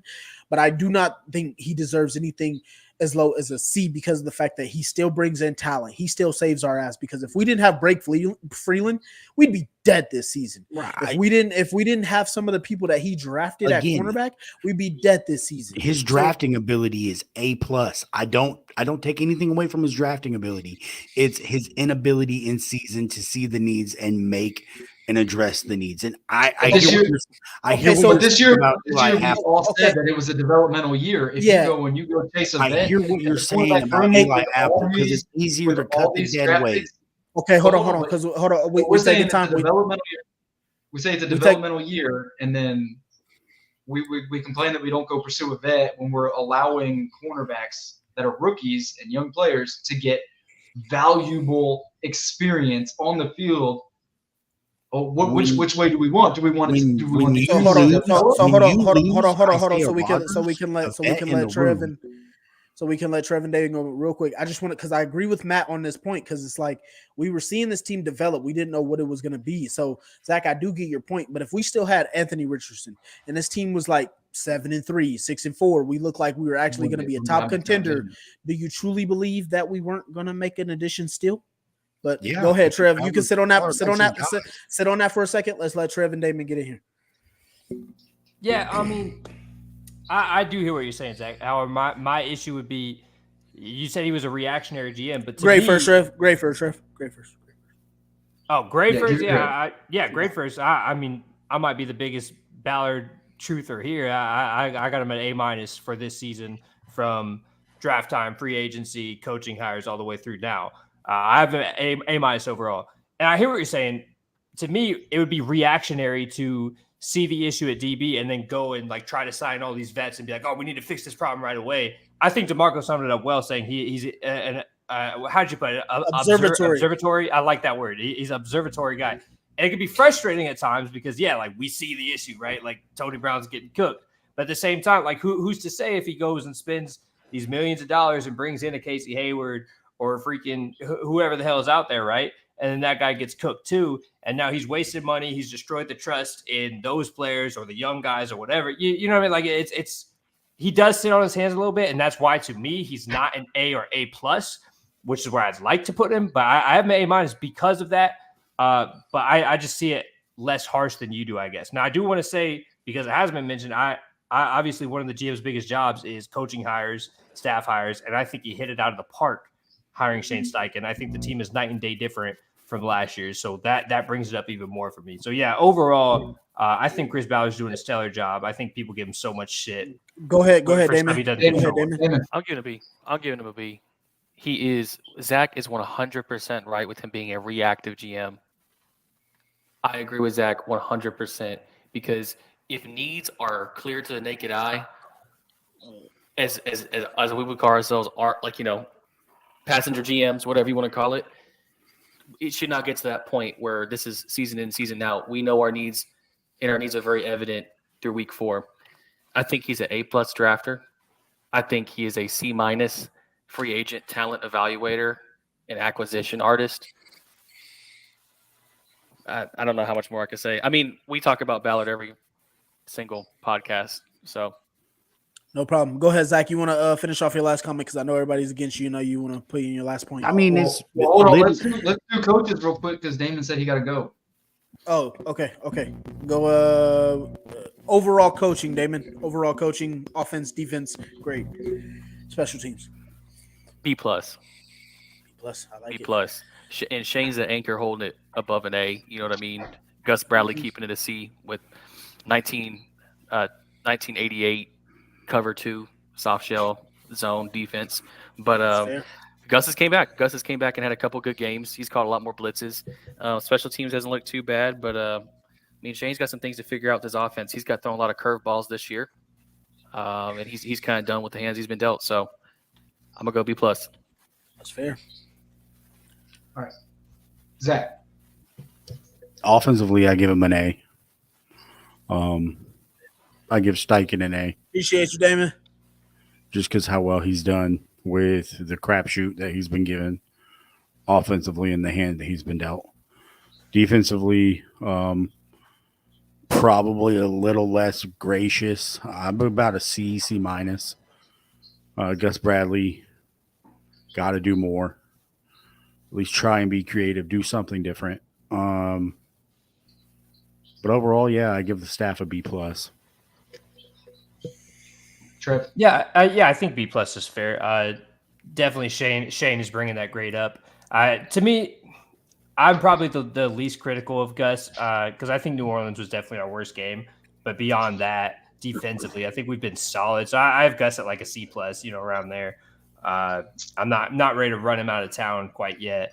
But yeah, overall, I mean, special teams has been incredible. Offense is night and day from last year. So I'll go B+ overall. DeMarco. You guys might hate me for this, but I'm giving them an A-. And the pure reason I'm giving them the A- is because I'm basing this off of last year. Last year, historically, we were one of the worst defenses. Last year, historically, we were one of the worst offensive. I would have gave them an A+, but I think we took a little bit of slippage on special teams, not due to our coach Brian Mason, but just due to the fact that we lost Bubba Ventrone. And the special teams take a little bit of step back. We had Isaiah McKenzie. We lost our guy, our special teams ace. And so I'm giving him an A- because I think Shane has been absolutely terrific as far as everything that he could do as a rookie. Obviously, he still has some growing pains. I think Gus has changed up a lot. Like this is the guy that calls his base defense, his cover 3 pretty much 90% of the time, and sits in one specific zone. and he's changed a lot this year. Obviously, it's not enough, but I think he's made many changes to his personnel, and he's got many things worked over. And then I think our special teams has been solid as well. So overall, I'm giving it A-. All right, so he said y'all are going to hit him, but y'all are going to actually hate me. You going low. I can see it.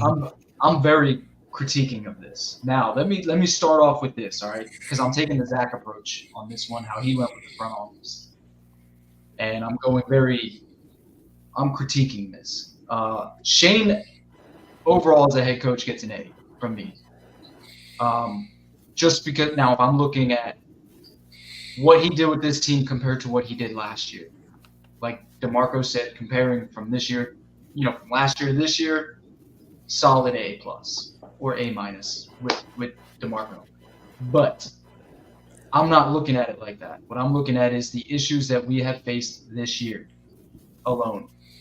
I got that we're 5-5. I'm not taking record into consideration on this. I'm going with a C.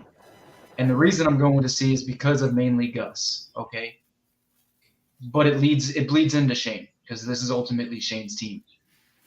So I've gotten into a few debates with people about this on Twitter, and DeMarco had actually seen me get into a debate with somebody on Twitter about this, and it was on the Kicking with the Crew Twitter, so that was my bad. I don't know if maybe I hate the show or whatever. Shit. When you have so many guys get hurt defensively, you have to change. What? No, keep going, Matt. Keep going, Matt. Oh. So, like when all of our corners started getting hurt and everything started happening, we started putting these guys in at corner to have them play like as if they were Stephon Gilmore or as if they were Isaiah Rodgers or if they were Dallas Flowers, right? They were playing – we just continued to play the same defense and leaving these guys out there on an island. We weren't making changes to the scheme defensively and what we needed to do, right? And to me, that falls on Gus, right, because he's a defensive coordinator. But at the same time, that falls on Shane because this is your team. So overall, you oversee everything that happens, roster-wise. You oversee what happens schematically. Even defensively, you can disagree with Gus. That's not Gus's defense. If you're Shane Steichen, this is your defense. This is your team, right? And offensively, I'm sorry, I understand we have Gardner Minshew, but the last couple of weeks we've won because of that said defense. Yeah. I mean, you have got to figure it out, bro. We're 5-5. I got it, so that's great, and I'm excited. But at the same time, you've got to figure this out offensively. Shane is getting praised for his creativity and what he's done with this team, but offensively he's been struggling. You brought JT back. You gave JT full reins at the running back position without earning it or even taking it from Zach Moss. Man, this whole side conversation is about to drive me nuts. No, go ahead, man.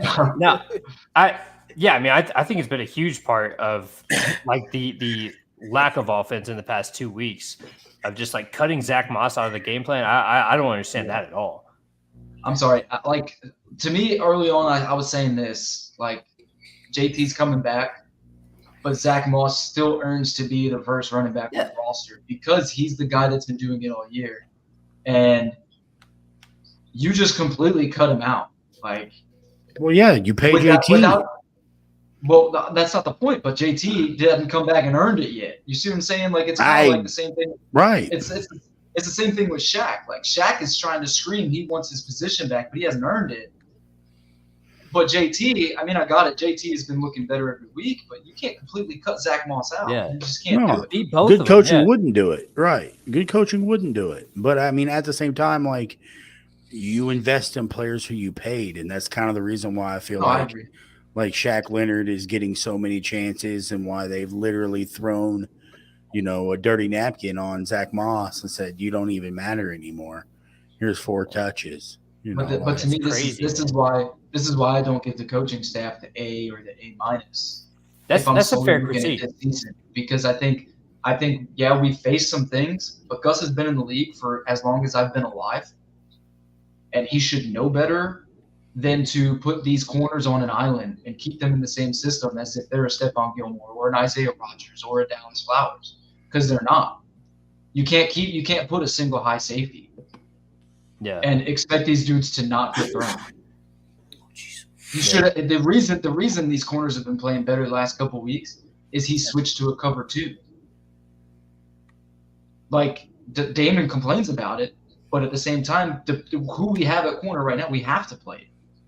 Yeah. And it's they've performed better in that aspect. So, yeah, I completely understand it. And just going back to Zach Moss, like we've come on here every week and praised Steichen for his ability to hold players accountable, right? But at some point, like the coaching staff has to hold themselves accountable and be like, why are we taking this guy out of the game plan completely who's been balling for us? So I believe Damon said he was still like 4th in the league in rushing yards after basically not playing for the past couple of weeks, which is insane. Like that shows you how talented this guy's been. I understand he's probably not in our long-term plans, right? We just paid JT. We're not paying 2 running backs. I understand that.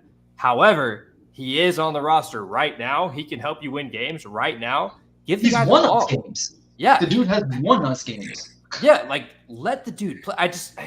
That has been my biggest point of frustration for our offense overall in the past month or so, is ever since JT's come back, we've just thrown Zach Moss to the wolves. And that just, I don't like it. It doesn't make sense. And it's bullshit. Yeah, my comment on this is I don't think it has anything to do with pay scale. I think it has to do with the opposite of what Frank Gray would have done, and that's play your best players. He didn't know how to. He didn't run them enough. I think my only quorum with the whole JT and Zach Moss carry thing is just there was no split. Like exactly, it went from splitting to 0. Right. Is my only problem with it. Other than that, I don't see anything wrong with it. I think JT is the better back. Obviously, he hasn't been playing. I also think from the last few weeks that Moss has been carrying the entire team, he was starting to look a little worn down. So I think for him, this even helps his longevity. And if something were to happen to JT, who's taking the workload, you can go right back to him being more healthy. So I have no problems with this at all. I think it kind of works in our favor. I would like to see a little bit closer of a split, or Moss at least closer to 10 as far as touches. But I got. Yeah, and well, yeah. Just let me clarify too. Like I'm by no means saying Zach Moss is on the same level as JT. I'm a huge JT fan. I'm not saying that by any means.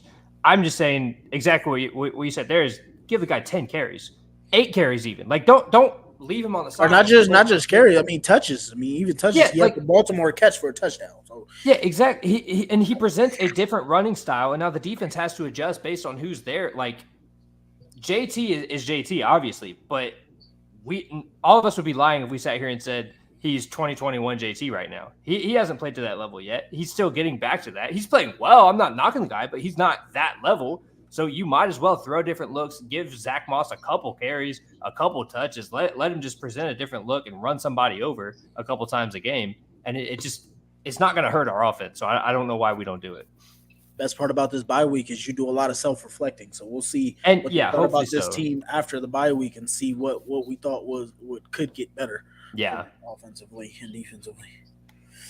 Yeah, man, 100%. Appreciate all 4 of you folks who stuck through the last 2 hours with us. Oh, wow, we did bring 2 hours. We did. My final grade is the fan base. I give like a D+. Super annoying every fan week. Base still get an F for me. Still get an F. Overreaction. I was even telling my wife the other day that we have probably the dumbest fan base in the NFL. Yeah, I was like, our fans are just dumb. It's all that math, bro. Hey, you was mad at it earlier, but you know it's true. Fair. But hey, yeah, since it has been 2 hours, man, I'm about to get up. Yeah, Yes. man. Thank you to everybody that came in, listened. Shout out to ZTV, Indie TV for broadcasting. Hey, shout out Joey. Shout out our other guests. Like, hey, shout out to Joey, Destin. Do appreciate all you guys, everything you guys do, not just for us, but for Colts Nation. Know you guys had some major close stuff going on at home. So condolences. Appreciate you guys. Shout out to everybody who stuck through, especially Dave Stewart, who was the last guy still here commenting. Real quick, overall team grade. overall team grade, I'm giving this team an overall B+ because this is far better than what I expected. I expected the Indianapolis Colts to be a 6-win team. I expected them to have 8 wins if everything went perfect. It has not went perfect, and we are still at 5. So Yeah, I'll say B. I'm with it. Yep.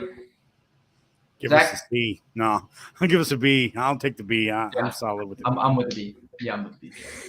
All right. all right, Appreciate so, everybody shout out coming to out. everybody. Appreciate y'all. Go like, share, subscribe, YouTube, Instagram, And, Facebook, Twitter, everything. And if it's Friday night and y'all are watching this, appreciate y'all coming and watching again. Make sure to come the next day when we are live. Hell yeah. Just so y'all know, these episodes do get aired the following Friday. Bye, so Mom. we will be aired again next Bye, Dad. Friday. This episode will be Going so. to bed. All right, everybody. Appreciate y'all. Go Colts. It's a bye week, but go Colts. Second down, he fakes the Taylor, fires over the middle, completes. Pittman